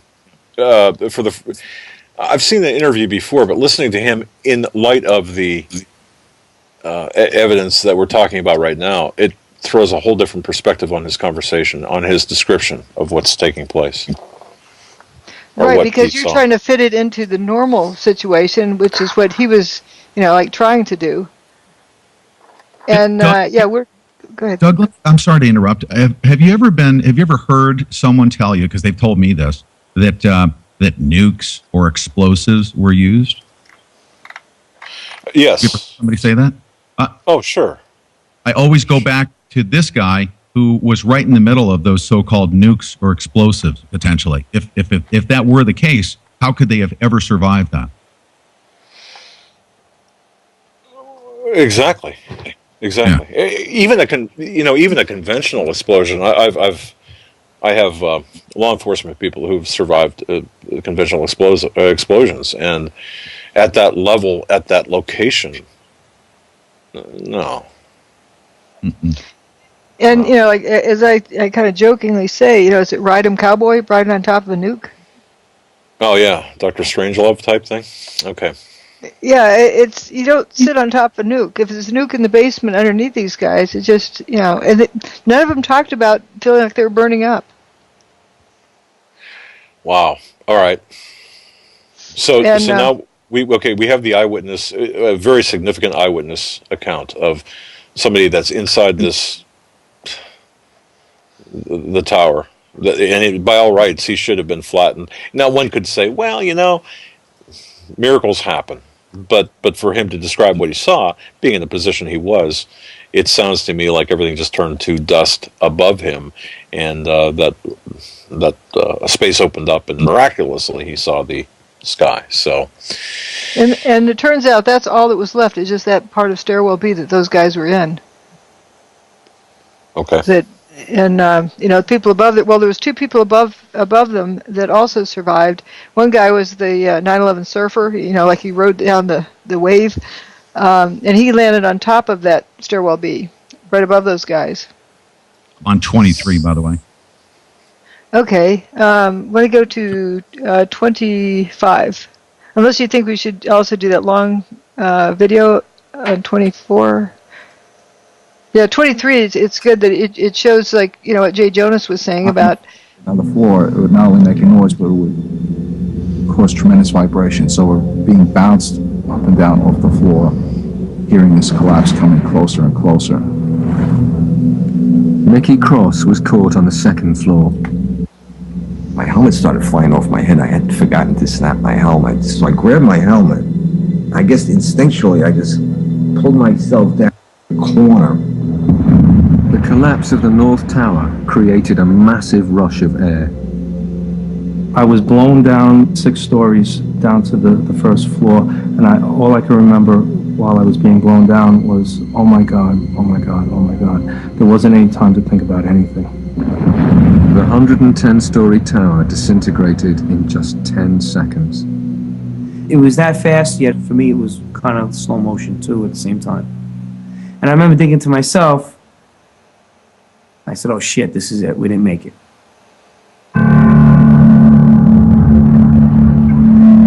Faced with what seemed like certain death, the trapped firemen thought their last thoughts and prepared to die. In those 10 seconds, I was like, well, I'm 33. What have I done with my life? Worked almost all the time. My wife is going to, be a widow now. And I pretty much saw myself. Pretty much saw my funeral. I saw everybody at the wake at my funeral, and my parents and family there. You think about everything, I guess, that you haven't done in your life. And you realize that, is this it? Are you going to make it out of here? And I was just too young, and I have too much more to do with my life than for this to be it. I thought I was going to be dead in a few seconds. And I remember feeling, I hope this is fast. Because I had a fear of being trapped, like say with a broken back or severely injured, and still being conscious and alive. It was strange, but I was at peace when the collapse actually started. I said, all right, whatever's going to happen now is going to happen. And I hope it doesn't hurt too much, but the fear was gone. The collapse of the North Tower killed over 1,300 people trapped inside the building. Some of the concrete walls encasing Stairway B had remained intact, and enclosed within them, 14 people were still alive. As they opened their eyes, it seemed as if a miracle had happened. I could hear Mike. I could hear him groaning. I could hear him called out to me. I called out to him. So I knew he was alive. From the neck up, I seemed okay, but everything else was just like pins and needles. I was slapping my leg with my arm. I'm watching my arm hit my leg, but I can't feel it. I had my flashlight on my side, and I looked at my hands and looked at myself to see if I was bleeding or anything anywhere. When he heard noises around him, Captain Jay Jonas realized he too had somehow survived the disaster. I wanted to know who was still alive, and I started calling them out by name. All right. So what do we make of this? What do we make of that, Dr. Wood? And they all walked out on their own. Wow. And so they didn't get cooked. They didn't get blown apart. They didn't get smashed, squashed. The building just disintegrated, as they said in the video. It disintegrated in 10 seconds. I think it actually was working on it before then, but 500,000 tons of debris above them was gone. The only way I can, in my mind, resolve this is there's a big difference of standing at the bottom of all of this and getting hit in the head by a cinder block, if you will, versus maybe a cup of flour or a cup of dustified cement, concrete. Sorry, whatever. That would be the difference. Is that not kind of what we're looking at? yeah, if you got hit with a cinder block, you wouldn't be walking out on your own. Correct. Now, that's not to say that there was complete dustification. Obviously, we saw Right. the wheat checks from the facade and some other stuff, but the majority of the material was dustified that fell to the ground. Especially right around these fellows. Right. And So, it was also interesting to pick up these other details, like the fellow who said he was blown down 6 stories. Well, how do you get blown down 6 stories? You go thud, thud, thud, thud as you go around the landing, because you have to keep going around to get down. It makes you really wonder if they were, levitated down. But how are they going to perceive that? They're going to perceive it as being blown down. Right. As I would indicate in a conversation, just having a conversation, blown down 6 floors, not really comprehending the fact that there would be twists and turns of the stairway. And you're slamming into the landing as each time. And there's a woman who talked about, she assumed that she had died and God was carrying her down the stairs because how else could she have floated down the stairs? People interpret things the best they can with, the knowledge they have. And if they've never experienced, a lack of gravity or anti-gravity, they don't know, how to fit that into their image of the world. But you can see hints of this. Like there's other indications, like upside down cars and strange things like that. That you can't explain that by a big wind. With nothing really was blown over. There wasn't evidence of a huge wind. That was one issue, and whenever you are ready to discuss that was one thing I did see. The vehicles. Okay, the vehicles are still we'll there. just finish this part right here. If we go to the next slide, because this covers the below ground issue. If slide 25 is the first level right below ground, and we're going to go down and look right below ground, right where that arrow shows. And if you click when you need to get to below ground. And you see those dots where the first responders are walking, the rescue people, and then click till you get to slide 26, and you can see them walking right there. You see innovation luggage and Hallmark cards, and that punched in part at the end is right under that missing part of Building 4. And we can also go another couple of stories below there to loading docks. Now, right above them is ground level. You have stuff knocked off the shelves, of course, and the drop ceiling has lights dropping out of it, but it's, they're still walking upright. Were they in the complex area, the plaza at the time of the... This is right afterwards. They're going to look they're going to rescue people. These are the people who flew in from Florida, and, you can see it on their shirts. Okay. Oh, I'm sorry. Okay. The rescue guys, and they're, upright walking in to see if they can find any survivors. All right. So right above them would be ground level. Right. If you click to the next one, you can see where they had been walking. And right, by the edge of Building 4. Now we're going to go a couple of stories down below that. And so the delivery folks know where they are.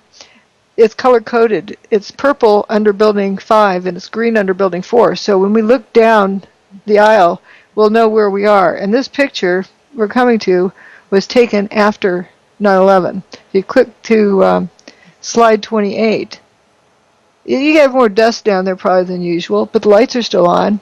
And look down at the end, that green part, at the hall, right at the end where you have to turn to go out, so you don't hit a wall. Parking garage. We're in quite deep. These are the first pictures of search crews underneath the World Trade Center, desperately looking for survivors. I don't know where that was recorded. It probably wasn't here, but it's in some part where it's even an empty parking garage. A full parking garage wouldn't have such a nice echo. I noticed that. Okay. And that green part at the end of this hallway is right under where Building 4 went missing. What is that green? It's just painted green, so you're under the area of Building 4. Okay. They color-coded it for the loading dock so the delivery folks know where to park, where to look for the right store. All right. Thank you. I didn't know what I was looking at there. Okay. So that's, all right. Very good. And if you click on the next one, and you'll see they're right above ground. Move 120 dump trucks out of the city last night. These are the first pictures of search crews underneath the World Trade Center, desperately looking for survivors. Has already been removed. More is being removed, and it'll be done by barge all throughout the day today. Anyway, and that's all right. We don't probably need to play the audio anyway. Slide 29, but you can see right through the complex. You see where stairwell B is. That's where those guys survived. They looked up and saw blue sky. But you can look all the way through the complex at ground level. This is right after the event. This is probably the next day. FEMA logged in this photo on the 13th, so it was taken on the 12th or the 13th. Okay. Wow. And where's the debris? That globe in the middle was in the fountain that was on the plaza. Another thing interesting you notice here: the plaza was covered with cement blocks, but now you see it covered with dirt. Where'd all the dirt come from? Yeah. And there's it's bringing up that point that where dirt come from overnight. It didn't go underground, and here we are looking at ground level. So where did the towers go? Not above ground, not below ground. Mm-hmm. Wow, where did the towers go? And that's, of course, the name of tonight's broadcast. Folks, you're listening to the Hagmann Report. Special guest Pete Santilli and Dr. Judy Wood, author of Where Did the Towers Go? Very aptly named. Dr. Wood, go ahead and continue. Where did you want to go from here? There's well, I was interested in a couple of things. The toasted cars. The toasted cars, especially, yes. That okay. And people have to understand I don't even know how to describe it, but it's certainly the inconsistencies. That's how's that? Slide 89. Well, if we look for consistencies, we'll find them. There is some consistencies. If you look at slide 89. Here we go. Toasted cars. Right. Yep. And the reason why I say toasted cars is, they're toast, they're history. It doesn't indicate how they got that way. Like if you say burnt cars, you're assuming it was fire. And I lost it. What does toasted cars intimate then? Well, it's my term for it. It's toast. It's history. You can't fix it. You got to get a new one. It's done with. If you say burnt cars, you're assuming fire to be the cause. So it's just my term for this is toast. That's toast. This got toasted. It's a word that. What I tried to do is words that came naturally, that were unique to identify characteristics. Instead of saying characteristic 297-3A, that's hard to remember. You call it fuzzballs, call it toasting, or something happened to it. Thank you for that, by the way. Sure, and it's a way of unbiasing, like a double-blind study, so to speak.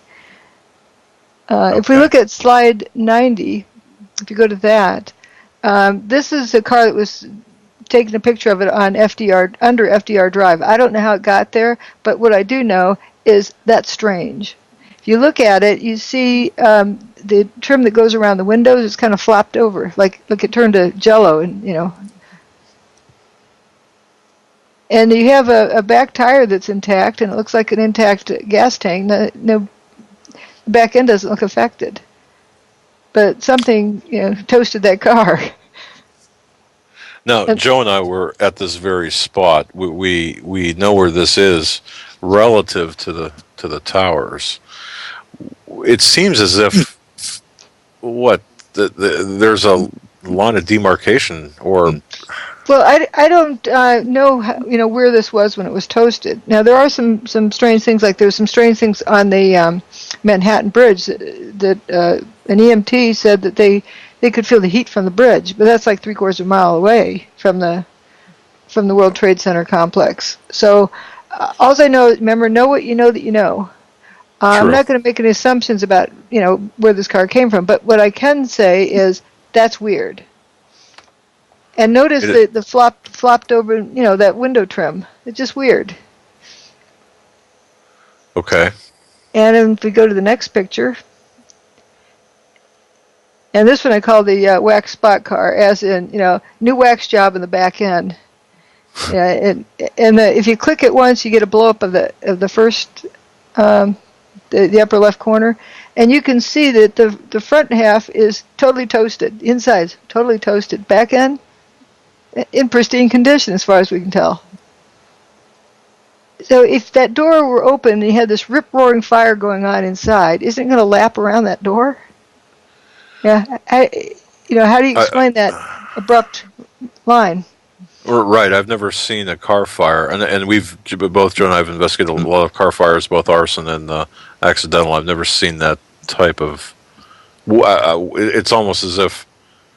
Well, I don't even know how to explain it. It's certainly the front the front portion of the vehicle is, as you say, toasted. The back is pristine, and there's a definite separation between the two. And now look at the roof. So the roof lights, it's polycarbonate.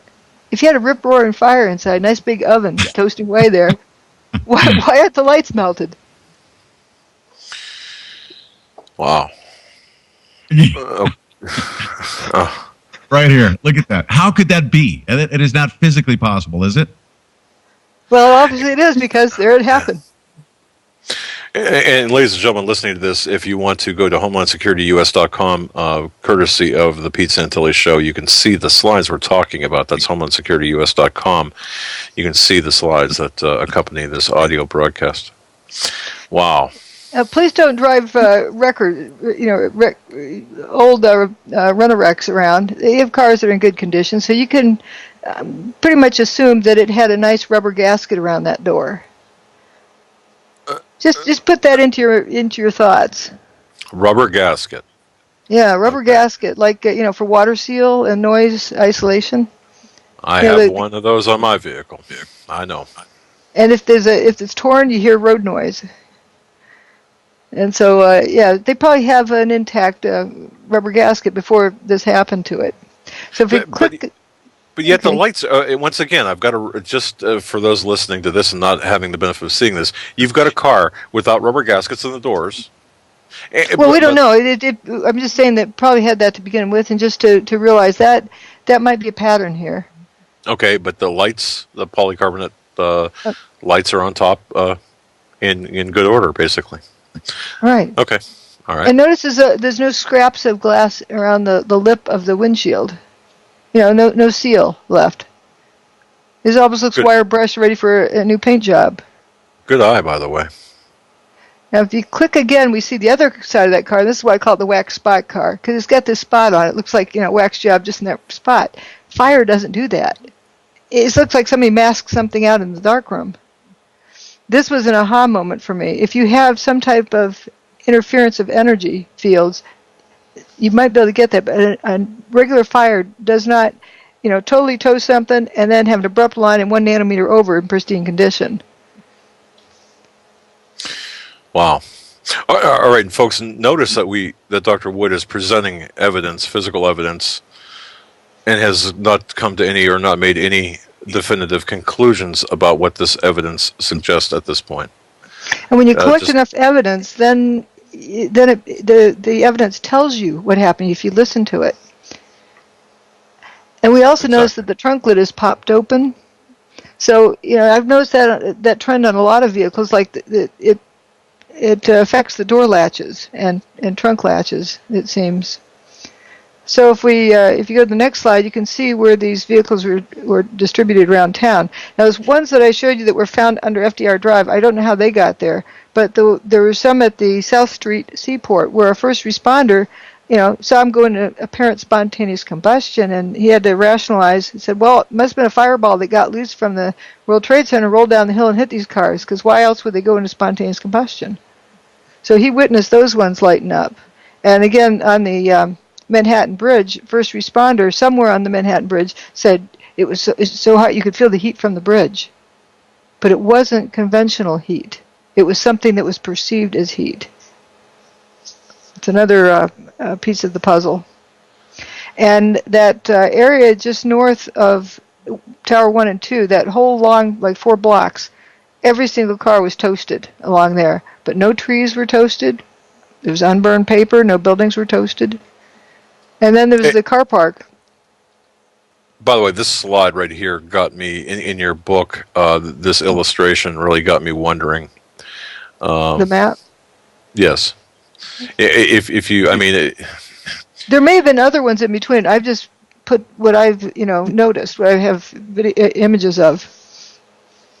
Okay. All right. Wow. And we do know that remember the one we're reading, the body language, they just came out of their hiding places? That was between the car park and the towers, that intersection. And what you saw was just unburned paper on the ground. Why does the car park light up? Which is, bizarre. So if we go to the next slide, it's slide 93, you'll see this toasted bus. But you'll notice there's no scorch marks on it. Something happened to it. And again, every car up and down there, but not the trees. You got lights on in the building, and if you look way down the end on the left, where see where it says post office, right beyond the E of post office, you see a traffic light. That it's a green light. And Doug, let me point this out because I caught this probably the third time I saw it. See this tree right here? Yeah. The leaves on the tree. So whatever fire caused these vehicles to catch on fire, quote unquote, to spontaneously combust, it wasn't enough to catch this tree on fire and burn these leaves? And you see Building 7 is still healthy looking, so we know it's not 5:20 p.m. yet. And actually around 4 p.m. is when you get something started pouring out the side of that building. So this is probably sometime early afternoon. And if you click again, there's an arrow that comes down and shows this car right behind the bus that has, looks like rust on it already. Mm-hmm. Car steel these days is made to be pretty environmentally resistant. And and if you go to, you can skip the next one, the Diane Sawyer one, and go to the one where the guys, the car after car one, where you can see that, notice that the cars are missing door handles and traces of glass around where the glass windows are missing, in the corners. We're just noticing patterns, resisting coming to assumptions. Is that video? Okay, and that's key, folks. Don't make any assumptions yet. Dr. Wood is consider this like a trial, if you will, in a courtroom environment where Dr. Wood is presenting evidence and no conclusions, just evidence. Indisputable evidence. Yep. It's hard to dispute images like this. Okay, so we've got flipped cars. And if you go to 97, we can see a bunch of ones around there, and you can see bushy trees. But you notice that the front end of the car, like especially the bottom left-hand corner where there's an arrow pointing, in front of the front door, the driver's door, you see all toasted, and the hood's toasted, the side piece is toasted, but the driver's door isn't toasted. And you look at the van across from it, the hood's missing. And the car in the bottom picture in the bottom right corner, the hood's missing of that minivan. The entire grill, hood and grill, the whole front.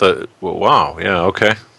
And if you know the picture in the upper right corner, notice in the distance you see a trunk lid popped open, and then you see the van in the middle of the street that has the door, popped open, and something weird with the back door.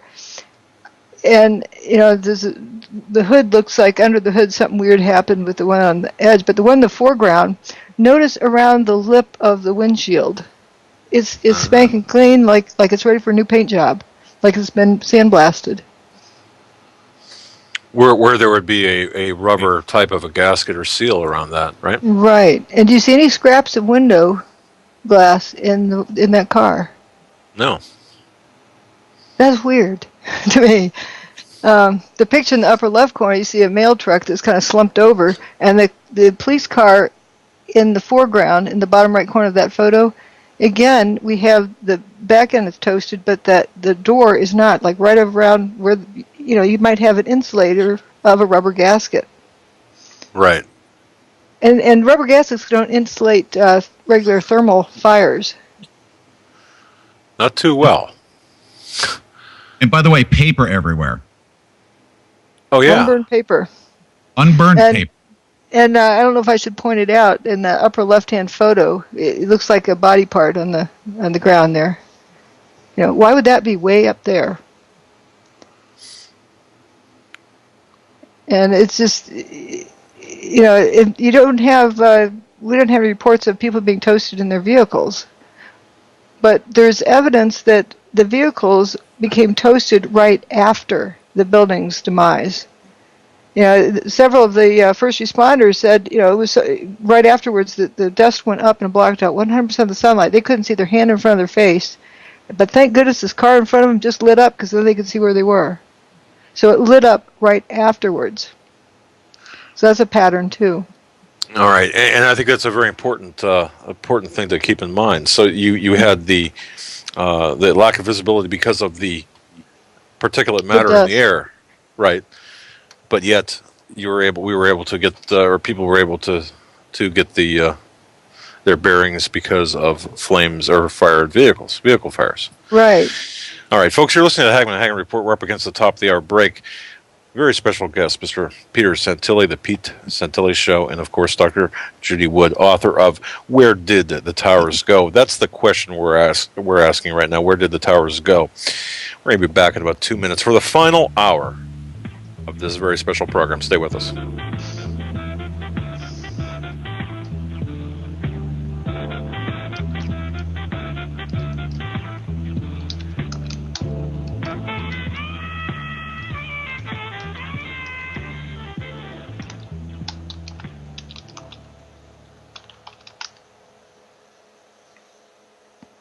Hi folks, Doug Hagmann here. You might know me as the co-host from the Hagmann and Hagmann Report, or as a frequent guest on Coast to Coast AM with George Norrie. If you're like me, you're tired and confused over today's headlines. You just don't know where to turn for accurate, concise information about really what's going on, what's truly going on in today's society. If you don't know where to turn for accurate, well-researched, and properly vetted news, I've got a suggestion. In fact, it's a requirement. Bookmark Canada Free Press. That's CanadaFreePress.com on the internet. It's just not for Canada. It's for news across the world. Judy McLeod, founding editor, has put together a vast array of talented writers like Kelly O'Connell, Daniel Greenfield, Dr. Eilida Johnson-Powell, a lot of guest columnists, very talented writers. Folks, that's Canada Free Press at CanadaFreePress.com. Now mobile friendly. Follow on Facebook, because without America, there is no free world. Survival of the fittest. In any and all situations, survival is your number one priority. That requires being tough and thinking smart. And the folks at Freeze Dry Guy are going to help you do just that. They have the long-range patrol ration entrees, what they call the brick pack. When you're in survival mode, it is absolutely the best item for your survival pack or bug-out bag. You can go farther, faster, and carry more food with the LRP cold weather ration entrees. Not only do these long-lasting, durable entrees help sustain you or your family through the harshest environment or situation, they are by far the most delicious of their kind. No contest. With a variety of tasty entrees, you can't beat the LRP brick packs. Let Freeze Dry Guy help you in your survival situations. Go to freezedryguy.com. That's freezedryguy.com. Or call 866-404-3663. That's 866-404-FOOD.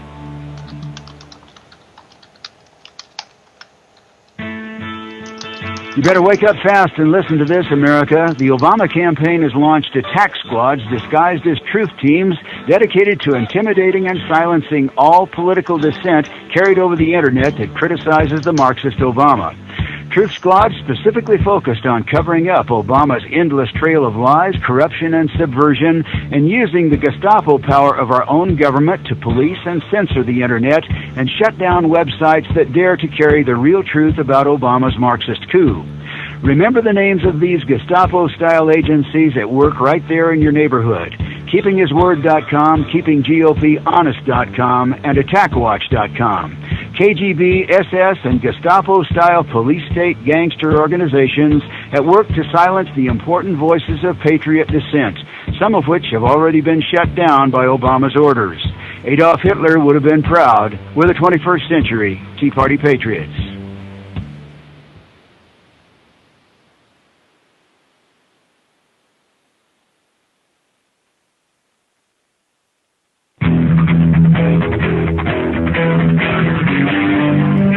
Doug Hagmann. One guy that doesn't need a bullhorn to get your attention. You want answers? I want the truth! You can't handle the truth!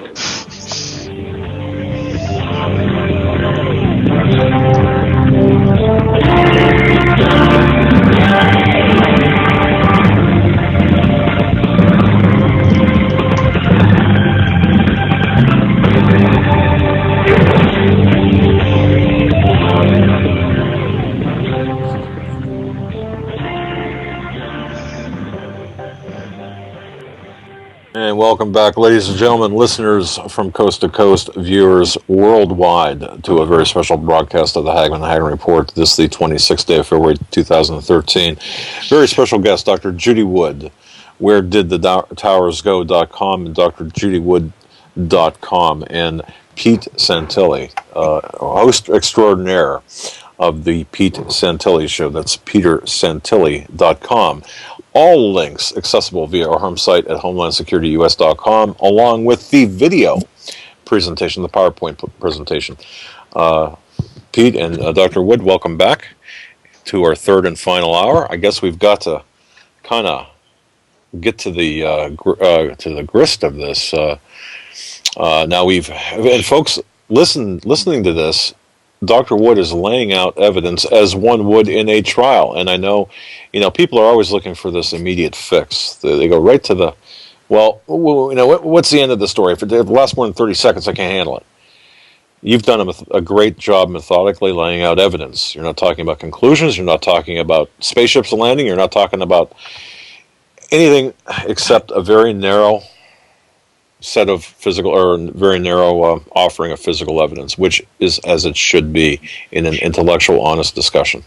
And I really appreciate that. So where do we go from here, Dr. Wood? Well, we have slide 101. Don't know if that's up. And this is up past where the towers were, but notice there's a sea of unburned paper in between. So why are just the vehicles lighting up there? Nothing else is igniting. It's this pattern, and a lot of folks say, my detractors say, well, the cars were towed. Well, these cars I know were not towed. Same with the ones on West Broadway. That I call it the swamp. You can see why. The one with the toasted bus. Oh yes. Yeah, they wouldn't toast the bus and dump and then tow it there and dump it.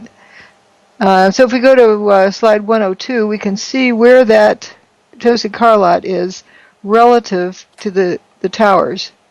And the picture on the left shows where they were before the building was toasted. Okay. And then if we go on to slide 103, there's a closer look. And there was a car out there in the aisle. We'll look at a little bit closer, this black. And I thought it was white until I found this picture. And if you click again, you'll find you'll see the people who were evacuating from the embassy suites. And again, you see that black car out there in the aisle. Those cars aren't toasted yet. And then when you go to slide 105, you'll see they've been toasted, and they're still in the same place. So we see them before, during, and after toasting. Wait a minute. Oh, yeah. They weren't towed there. Let's back up like I always do. Would you like to, Doug? Oh, please. Run that by me one more time. Well, you could even go back to 100 where you show the map where the parking lot is from the building, if that helps. Wow. All right, so we have. And you see the sea of unburned paper. Okay, here we have the sea of unburned paper. Here's the tower before, and then here's the lot with no dust in it, right? Here's that black car. We're going to zoom in on it, right? Right down here. Right there. This is the lot. All these cars are all intact. They're sitting right here. Right. Okay? Right. Now let's zoom in a little bit further. Here are the cars. Nothing has, the towers have not met their demise as of yet, right? Right. There's this vehicle. Here are these people filing out. Okay. Cars sitting right here. Yeah. Zoom in once again. Here they are. And then here is the lot. What in the world am I looking at? I mean, I know what I'm looking at, but what? They're toasted. How do we explain this?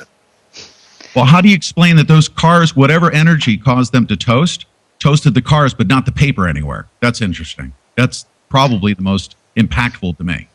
So here's a suggestion. Remember the rubber gasket I was pointing out that goes around the door that would insulate, from electricity or magnetism or something, the front door from the back door?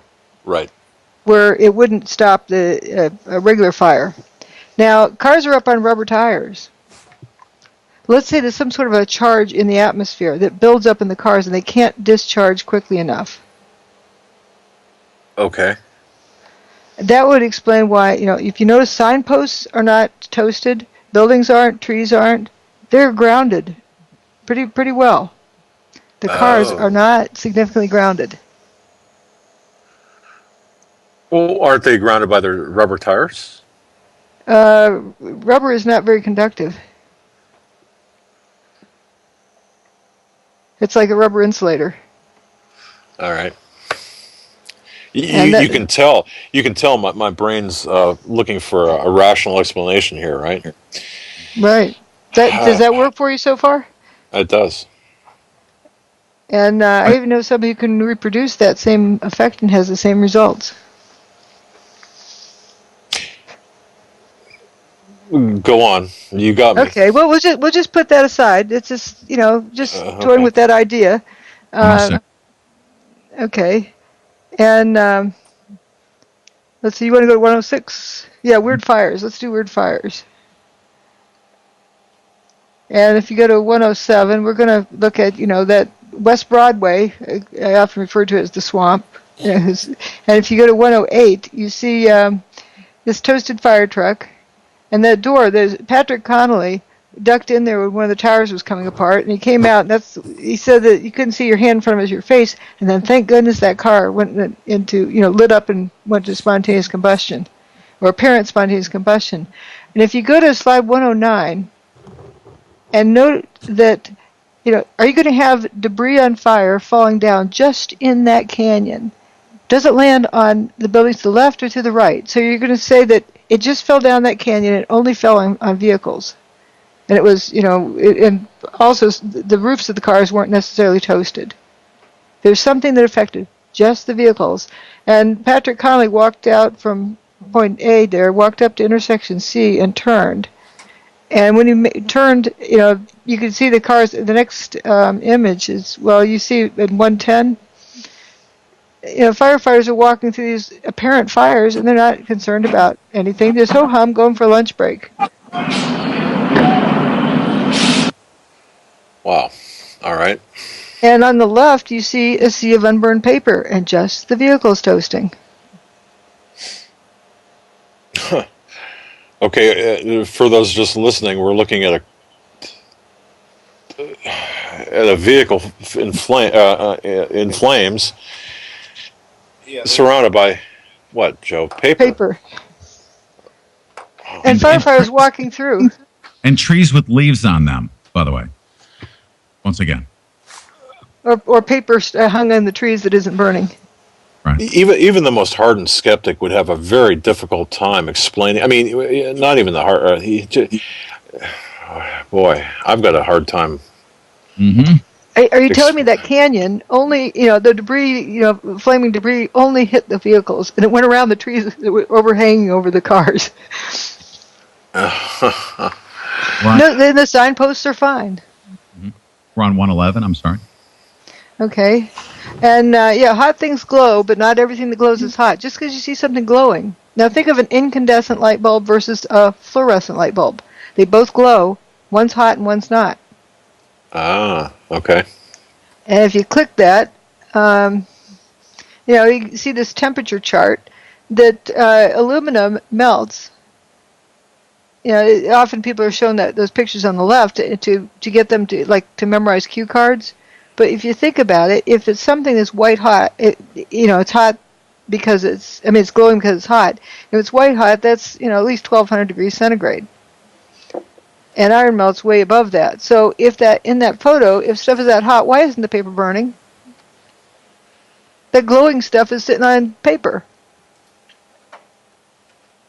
And if you click again, it says that aluminum melts at around 660 centigrade.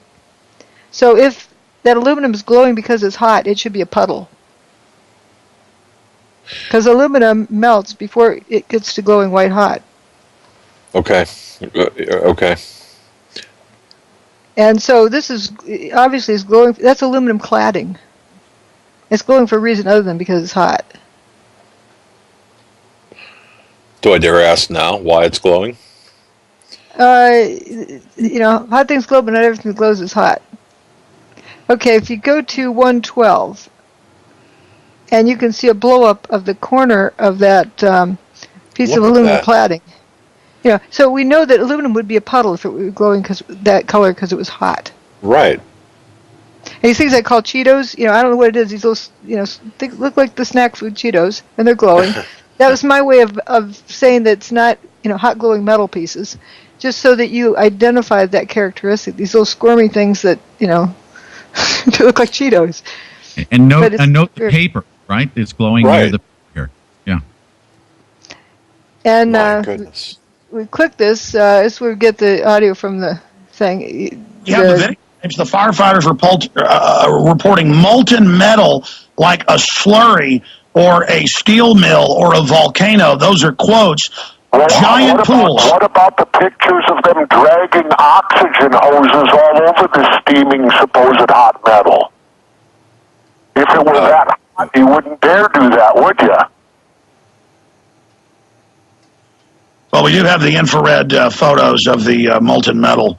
Well, again, what melted the metal? Was it heat? Huh. That's a good question. That was Jesse Ventura and Alex Jones, by the way, folks. And Jesse Ventura had read my book, and this image really, hit a spot with him, because here you have this oxy-fuel hose draped over the ground with these iron workers at the other end holding this welding kind of torch-looking thing, and you know that it can't be that hot there. Are you going to be holding the end of a hose over? You don't run an oxy-fuel hose over something that's 1,200 degrees. No, Pete, you can. Here. Hold this for me, Pete. I gotta run an errand. Yeah, you sit at the end of that thing. Wow. And if we go to the next picture, remember that famous USGS picture? I'm not saying it's fake, but I'm saying that orange stuff there is not the temperature they say it is. They have some chart. It's interpreting something, but it's not regular thermal heat. Because here at point E, it says it's 819 degrees Fahrenheit on their chart, and you got a lake there. You got guys walking knee-deep water. Water boils at 212 Fahrenheit. So at 819, I mean, he doesn't look like a boiled chicken. The firefighter wading through there. So the top left is a USGS thermal. Yeah, it was I think a NASA satellite image or something like that. And it went through Okay. USGS, and then it went to JPL. It went through 3 different hands. It were interpretations of various things, but what they came up with, a lot of people cite this, is claiming that it's super hot there. But we know it can't be, because you look at it, this is the afternoon of 9/11. It was a broken water main on West Street, and it just flooded the street. Wow. And you see where Building 3 is, that little stub of a building left. Right. Our eyes deceive us. No, our eyes don't deceive us. People do. We're looking at, with the exception of that one image there, we're looking at. If you go to 114, that also hits it again. You have bushy trees that aren't burned, and you have, this is that West Broadway again. You have unburned paper, a sea of unburned paper, but just the cars are toasted. Buildings aren't toasted, paper's not toasted. But like a lot of the cars in that street. And you hear various stories like, the steel-toed boots melting of the first responders. Well, the boots were coming apart for some reason. They were saying it was 1,100 degrees on the pile, and their boots were melting in just a couple of hours. Well, if my steel oven is melting, the turkey inside is more than well done. but we didn't have any reports of burned feet. And, I don't blame the people who are saying this. As slide 117, these FEMA workers, is that people keep asking, it's the tendency of human beings, we keep asking questions till we get an answer.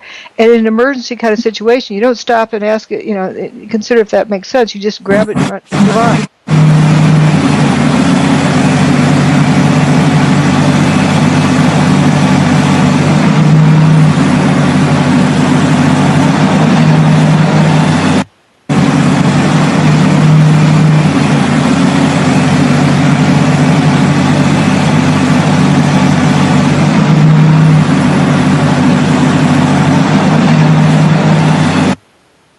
Also, you don't drive hydraulic equipment over a grill.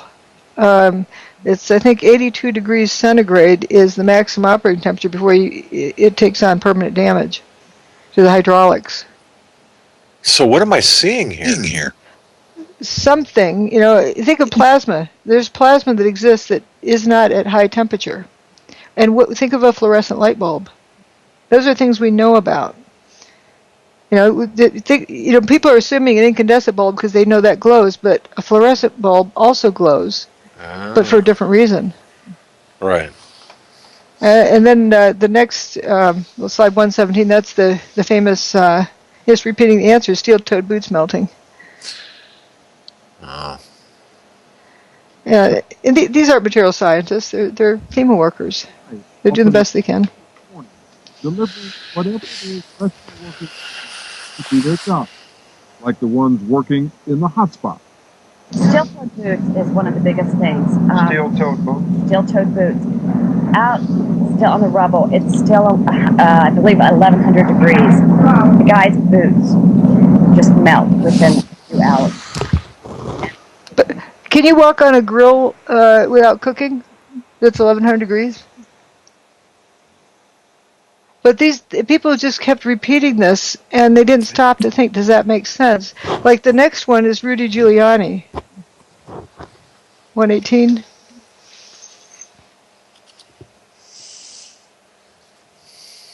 How did he know the temperature? There were fires of 2,000 degrees Fahrenheit below the ground. I could be standing here, and you could be standing there, and I could be describing to you, Governor, the site, and then a fire would break out in between us. And it was just by luck or the design of God that we weren't killed. How did Giuliani know the temperature? Well, it could be 2,000 degrees because he isn't cooked. But what he's expressing is there was something that looked like that. There was be the spontaneous combustion type of effect right between, him and the next person, and he couldn't explain it. He's not a material scientist. He's doing the best he can. He is explaining there's something weird that was going on there, because otherwise he looks like a total idiot. It's claiming that that he's standing on a debris field that's 2,000 degrees. Dr. Wood and folks, I don't care who you are looking at this evidence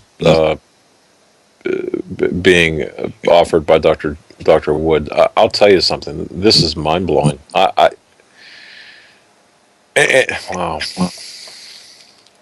You want to go on to 121? You were told that the buildings collapsed from structural failure, too much weight on it. It was weakened from the heat. Well, if it's weakened from the heat, why are these remaining wheat checks standing straight as soldiers? Other than, where's the debris? Where's the material that's left? And this, big on the right, you see this big hole in the ground? Right. It's empty.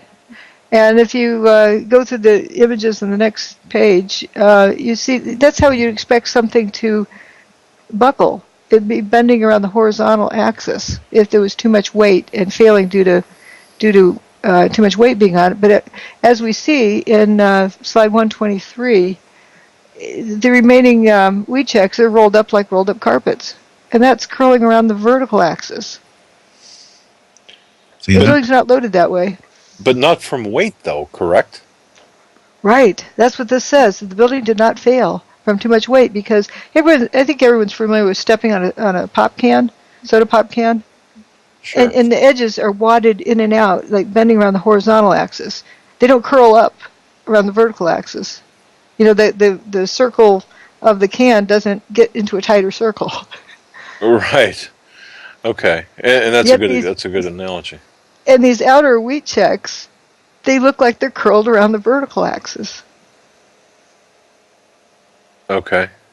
And if you go to slide 124, remember I used weird names. That one on the left, I call that the lasagna noodle.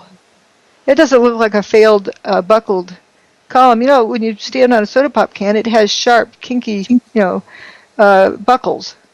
It doesn't curl like that. That looks like a curling ribbon. Exactly. Well, we've had breakfast and wheat checks. We've got snacks and Cheetos, and now our lasagna noodle for the main entree. But wow, look at that. Those are burritos and other things.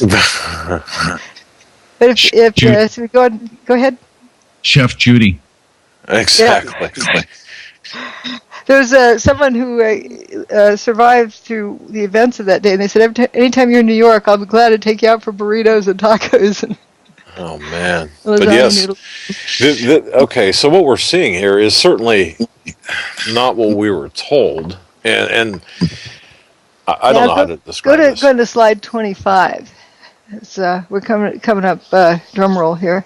125.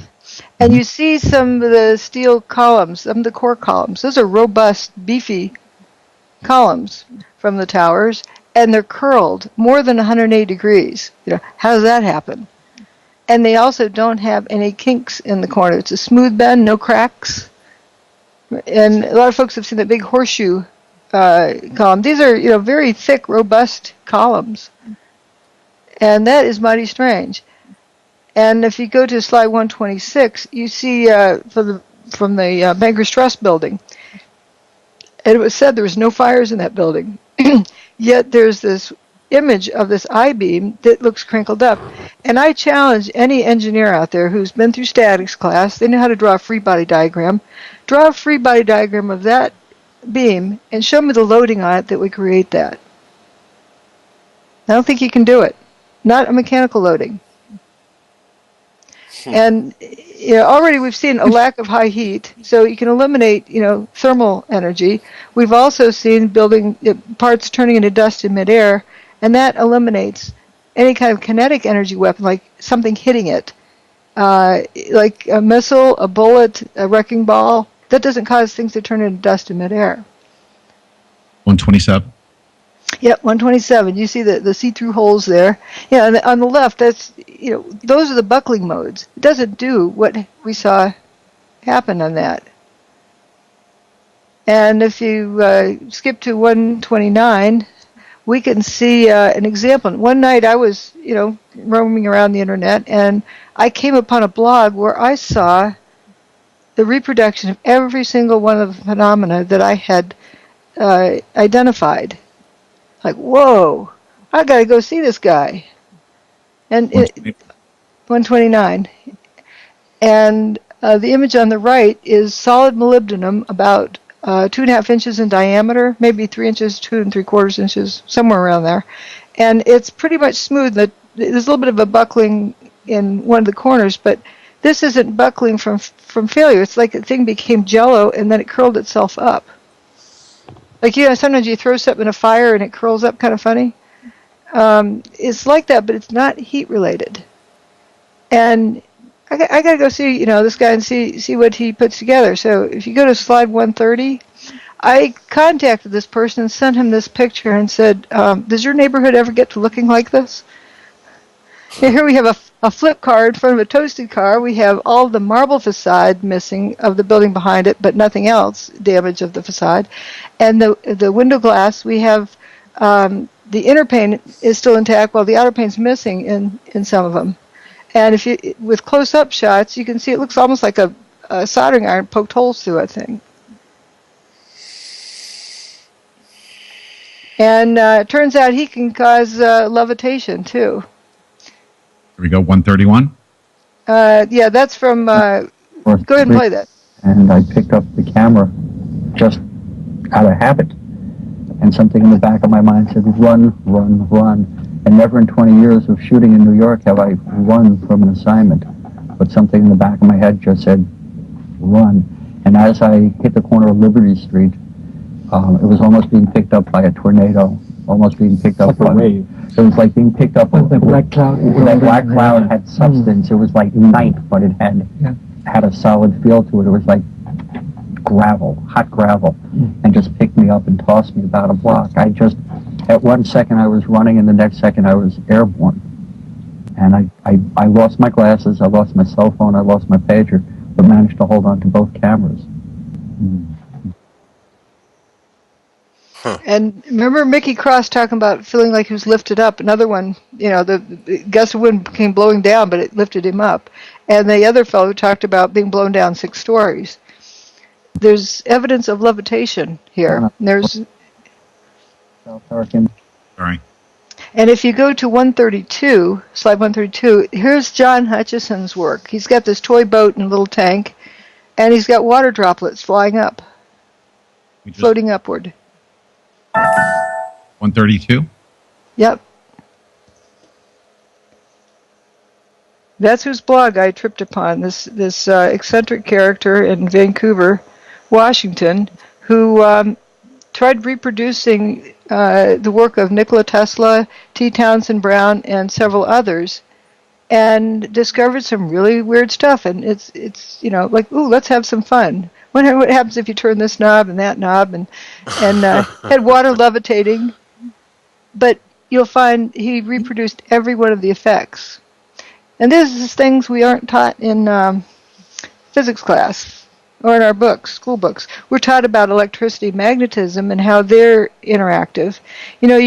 Tesla brought about the hydroelectric power plants, and he discovered that if you move a conductor through a magnetic field, voila, you get electricity. And you learn from Cub Scouts that, or at that age, that if you wrap a wire coil around a nail, plug it into a 9-volt battery, you have a magnet now. So we know those two things are interactive.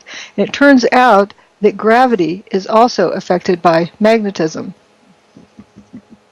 There's some experiments done with that. So we can look at some of the other things. But first, let's talk about the weather.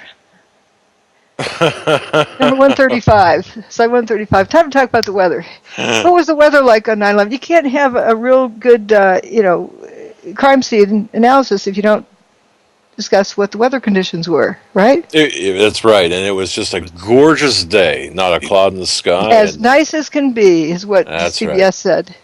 Right. Doug, can I ask you, when was the first time you learned about the weather that we're about to talk about? When was the first time you heard about this? I had heard that, it was, I don't know, a couple of, maybe a year ago, but then when Dr. Judy's book, that blew me over. Mm-hmm. Okay, so within the last month or so. And this is there's a high pressure system moving in from the west, and there's something else moving in from the east. But let's click to 136. There it is. And there's meet Hurricane Aaron. This is the day before 9/11. You see this big band that was moving from the west eastward, and turns out Hurricane Aaron had been moving from the east westward. And if you click again, you'll see a recent storm, Hurricane Sandy. Kind of the same kind of pattern. So why did we hear about Sandy? We didn't hear about Aaron. Well. And the next one is Geraldo Rivera, who was celebrating 40 years of reporting on hurricanes. Said something pretty shocking. Go to this. I have been so attracted over the years to hurricane coverage, but there's risk involved. There is, the peril of not knowing what's going to happen, that adventure, and it's pitting yourself against an enemy. It's like war, only no one is shooting at you specifically. That's what the allure, but there is an area storm that the juices don't flow, and you look and check it out. That. Remember that? When that? I watched that live. That live too. And maybe a store on YouTube. You got to get up close and personal. And this was Hurricane Ike, I think. That was recent. That was wasn't this Rita? You would know. You know what? I think it was Rita. Rita in Galveston, Texas. Yeah, Galveston. And obviously Katrina before that changed so many of our histories. It was so traumatic. And it's one funny thing I think of if only a hurricane had come on 9/11. Remember, they didn't know how to use instruments, the terrorists. They took off in Boston, and they literally, after they took over the aircraft, they steered by line of sight. And it was that crystal clear September day. Sure was. Beautiful. And if it were only one of these weather days, history would have been rewritten. And I think about that a lot now, and especially this time of year. So we're the peak of hurricanes. Yeah, you're celebrating 40 years? 40 years, imagine that, isn't that? 40 years. 40 years. Longevity has its own revenge. I've outlived like 15 generations of TV critics. Yeah. They all predicted I'd be done in a couple of weeks. Well, do you still get... Everyone has those stories, right? Oh, yeah. This was just 2 years ago. In September, and he brags on knowing about all the hurricanes, being right on top of it for the past 40 years, yet didn't know that there was a hurricane on 9/11. Hurricane Aaron. Yep. If you go to the next page, there it is. Underreported, not it wasn't reported. And ladies and gentlemen, once again, a very good reason to buy the book. With the fact I'm not aware of. I know. Sorry about that. This is it's right outside. That picture was taken on 9/11. Wow. And it's right off the end of Manhattan. But there were no warnings or anything before that, right? I mean, I don't remember any. And if you go to the next slide, you'll see that slide 139. You'll see the thing for 4 days went straight to New York, and in the text things from the National Hurricane Center, they said, okay, it's expected to turn around today. Didn't. On day 2, well, it's expected to turn around today. It didn't. On day 3, they said it was expected to turn around today. It didn't. On day 4, they said it is expected to turn around today. Well, thank goodness it did, because they ran out of room. This is where the center of the hurricane was, but the outer bands are right at the edge of Long Island and over Cape Cod. And would you believe there's a flight attendant who did not know, who left that morning about 45 minutes before the fateful flights out of Boston, who did not know there was a hurricane there until he saw it on my website. The flight crew has a powwow before the flight about anything that's important to talk about. There's no mention of a hurricane. They're taking off with it. There's right at the edge of the outer bands. Wow. Now? There's a whole chapter dedicated to the weather or Hurricane Aaron in your book, and folks, like I said, that it alone wasn't on the is. morning, and slide 140, you can see what was shown on the weather that morning, 10 minutes to 15 minutes beforehand. Wow.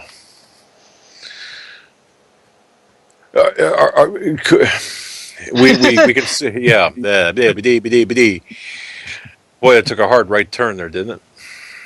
Yeah, it was expected to turn at some point because of the high pressure system, but what a coincidence that 8 o'clock that morning, it's like it pulled up to a chalk line, made a U-turn, started heading out of town that afternoon.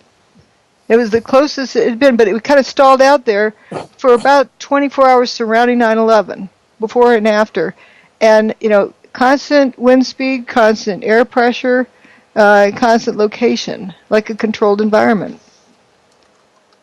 Wow. And yet nobody talked about it. You could not evacuate the people from Manhattan fast enough. If the hurricane is just reaching there, when Hurricane Rita was approaching Houston, they first had it as voluntary evacuation, then it became mandatory as the storm got closer. What can we do? How many millions of people are in Manhattan? And how fast can you evacuate them? There's got to be at least 1,000 people there. But what can what can we deduce from this? I mean, can we make any reasonable deductions here about this, or is it? It's strange that it was not reported. Well, that was underreported. I won't say not reported. That was underreported. And you can see from slide 140 that was the weather maps from 10 minutes to 15 minutes before the first hole in the North Tower on 9/11. That's what was being aired on the TV, and I superimposed on the right where the hurricane was at that moment. And I'm looking on page 405 of your book, where I can see the inset showing the rising fumes from the Trade Center site and the hurricane. Right. So you can tell what time it was, what day it was. And the Earth's magnetic field also took a jump at that point, too. It's a lot of strange stuff. Now, if you go to, move on to the picture of Tesla, 147. And remember, John Hutchison was trying to reproduce all the effects that different things that Nikola Tesla had done. And he started monkeying around, and there's this long list of, on slide 148, showing the various effects that he had gotten. And there's one of them, if you click the mouse, metal luminance without heat. Isn't that interesting? That's one of the effects he gets. Metal, okay. So, glowing without heat. How's that, right? Glowing of metal without heat. Right. Sound familiar? Yeah, it does. And this is an effect of what? Of what John Hutchison said. He calls it the Hutchison effect. I think Canada had named it that. But it's actually the reproduction of work of Nikola Tesla, T. Townsend Brown, George Pigott, and several others who have done this. And on slide 149, there's a diagram that over 100 years ago, George Pigott got a patent on this, radiant electrical energy, where he's levitating steel balls using a static field. Now, static field. Well, you know what hurricanes do? Hurricanes have a static field around them. I can't say that's why it was there, but it's a fact that hurricanes have a static field around them. That's why birds know to head for cover before the storm gets there. And people say they can feel a storm coming. Some people say that because they're feeling the electrical environment. And as it turns out, John Hutchison generates a static field with either a Van de Graaff generator or a Tesla coil. And within that interferes radio frequency signals, and he gets levitation and a bunch of other interesting things. And let's see, we just click quickly to, and Ed Leedskalnin, who built Coral Castle. Mm-hmm. And let's see. 151. Yeah, and 152. Yep, and right after that, right, 153 is a pretty interesting demonstration that he has, where he filmed a solid iron block about 7 inches tall by 2 inches by 2 inches, and it crumples up, fumes and crumples up, and it's cooler to the touch when it's done. And that's 154 where the video runs. Okay. 154.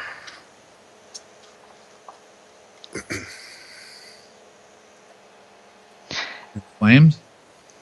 Yep. And also notice the door handle of the vehicle that's fuming.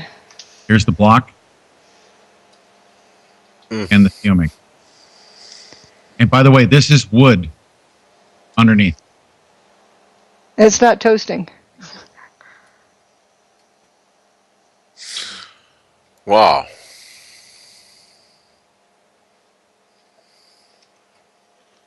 Okay.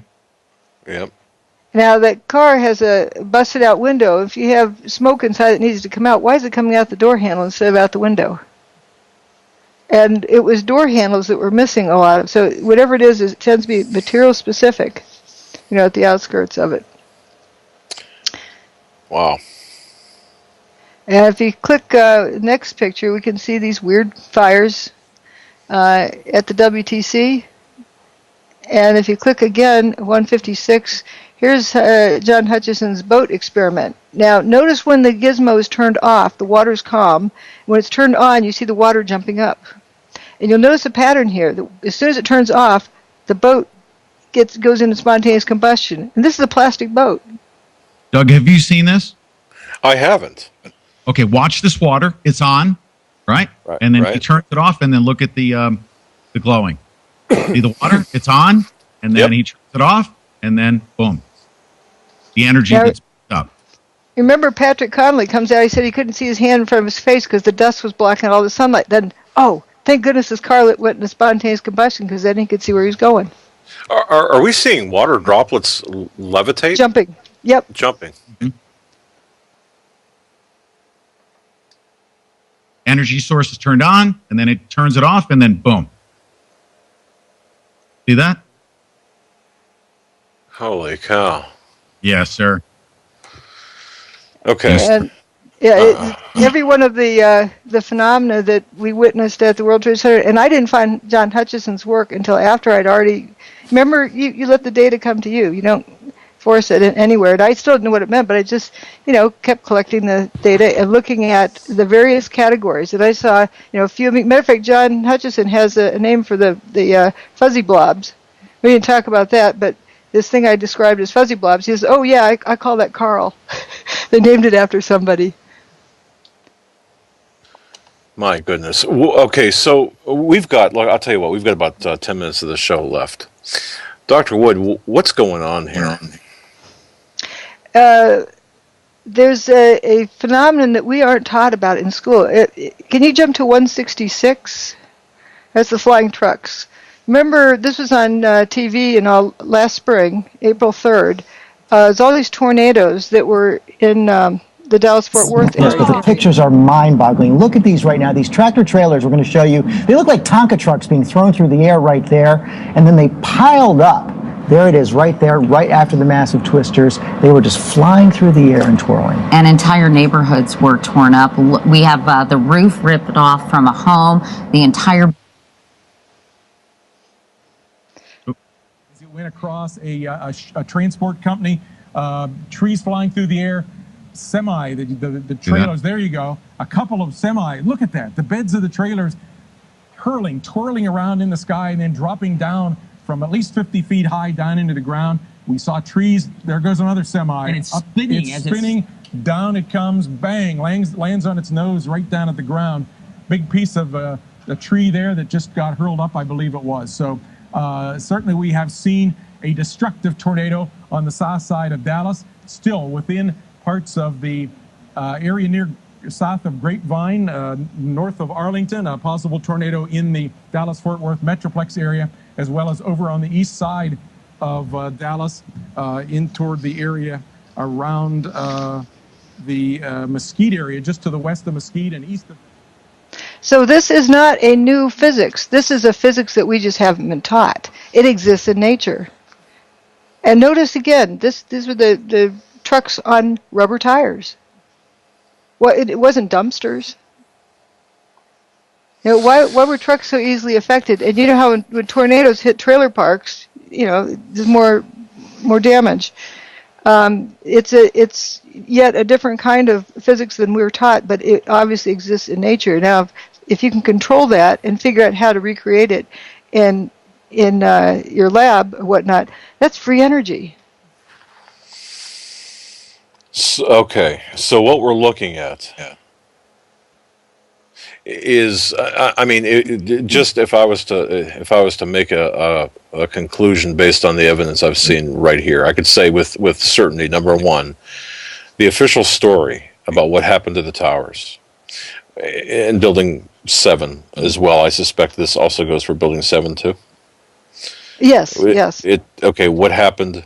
The official narrative is far from correct. It's far from accurate. It's just.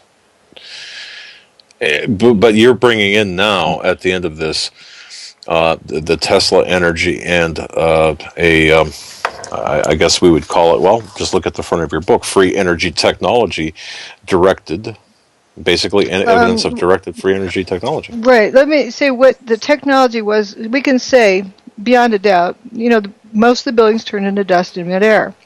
Right. Now I'm going to ask you, does there exist a technology that can do that? I can barely operate my computer.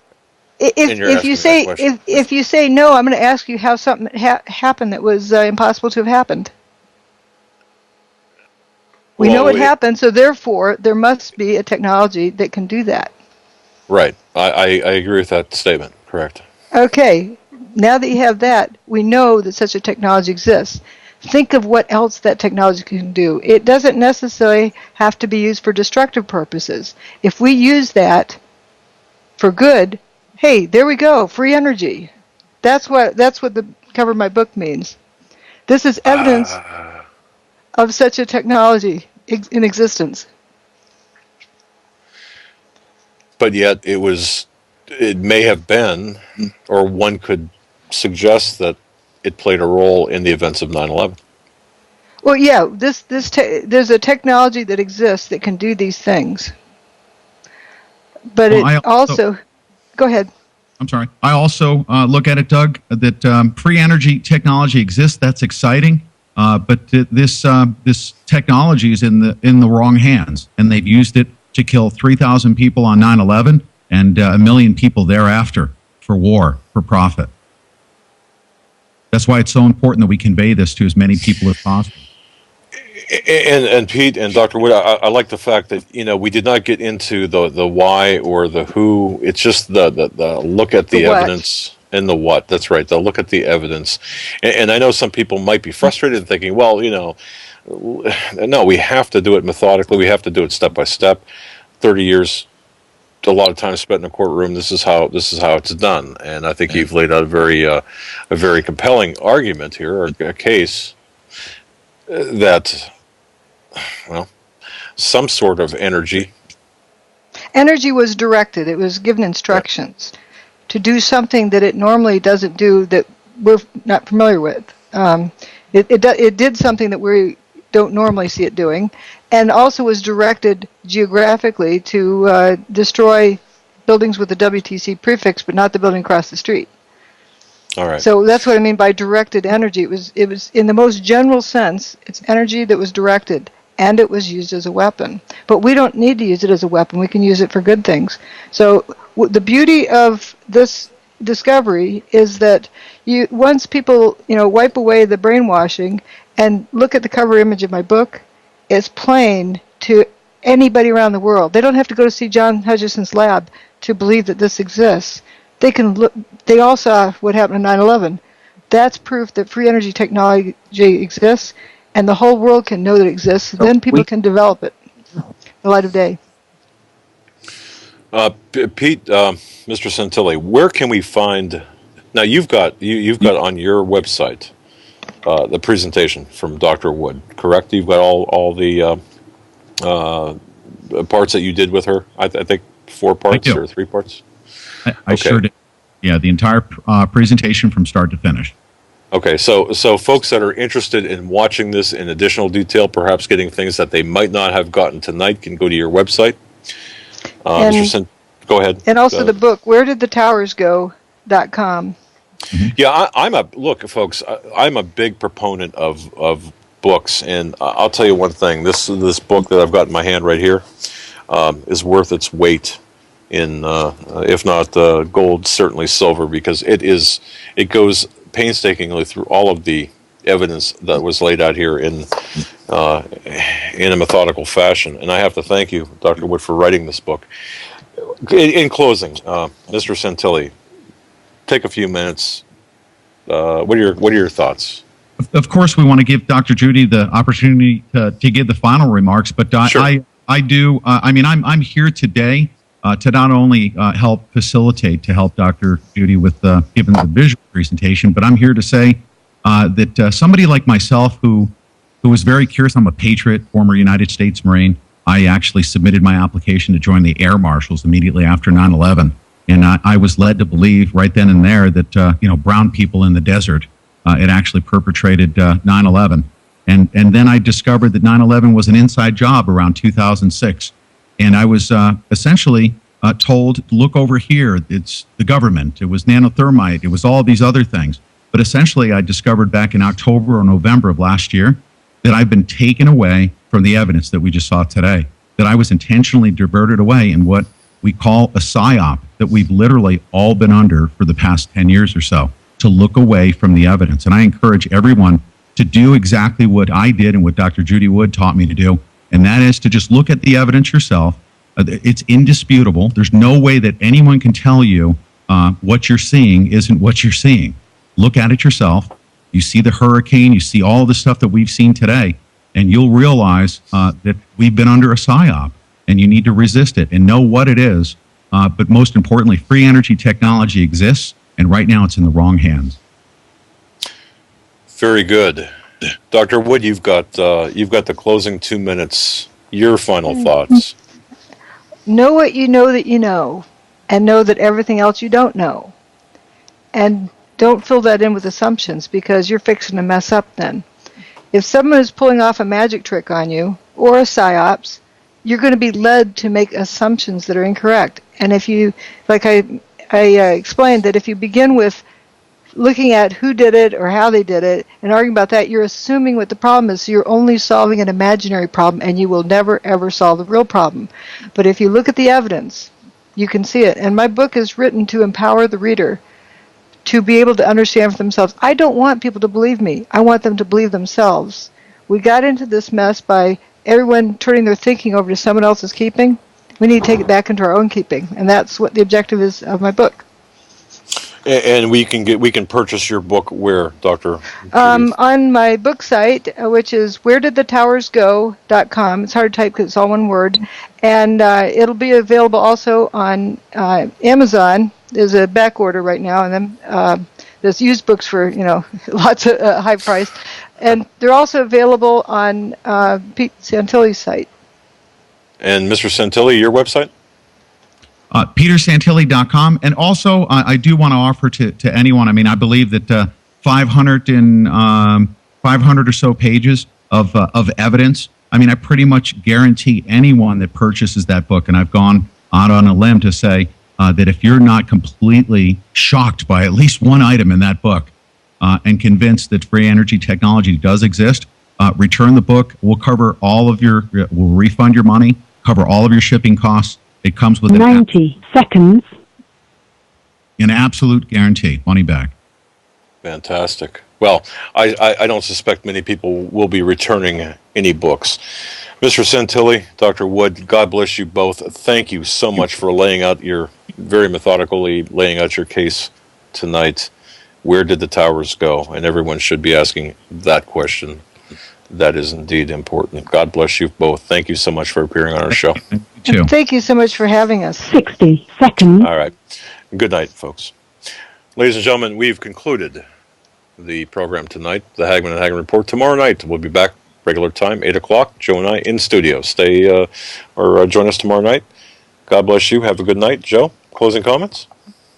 I just want to thank Mr. Santilli and Mrs. Wood for coming on. Their presentation was interesting, and I appreciate their time. You guys have a great night. We will see you tomorrow. Same time. God bless you all and stay safe. All right. Thank you Thanks. both. Good night.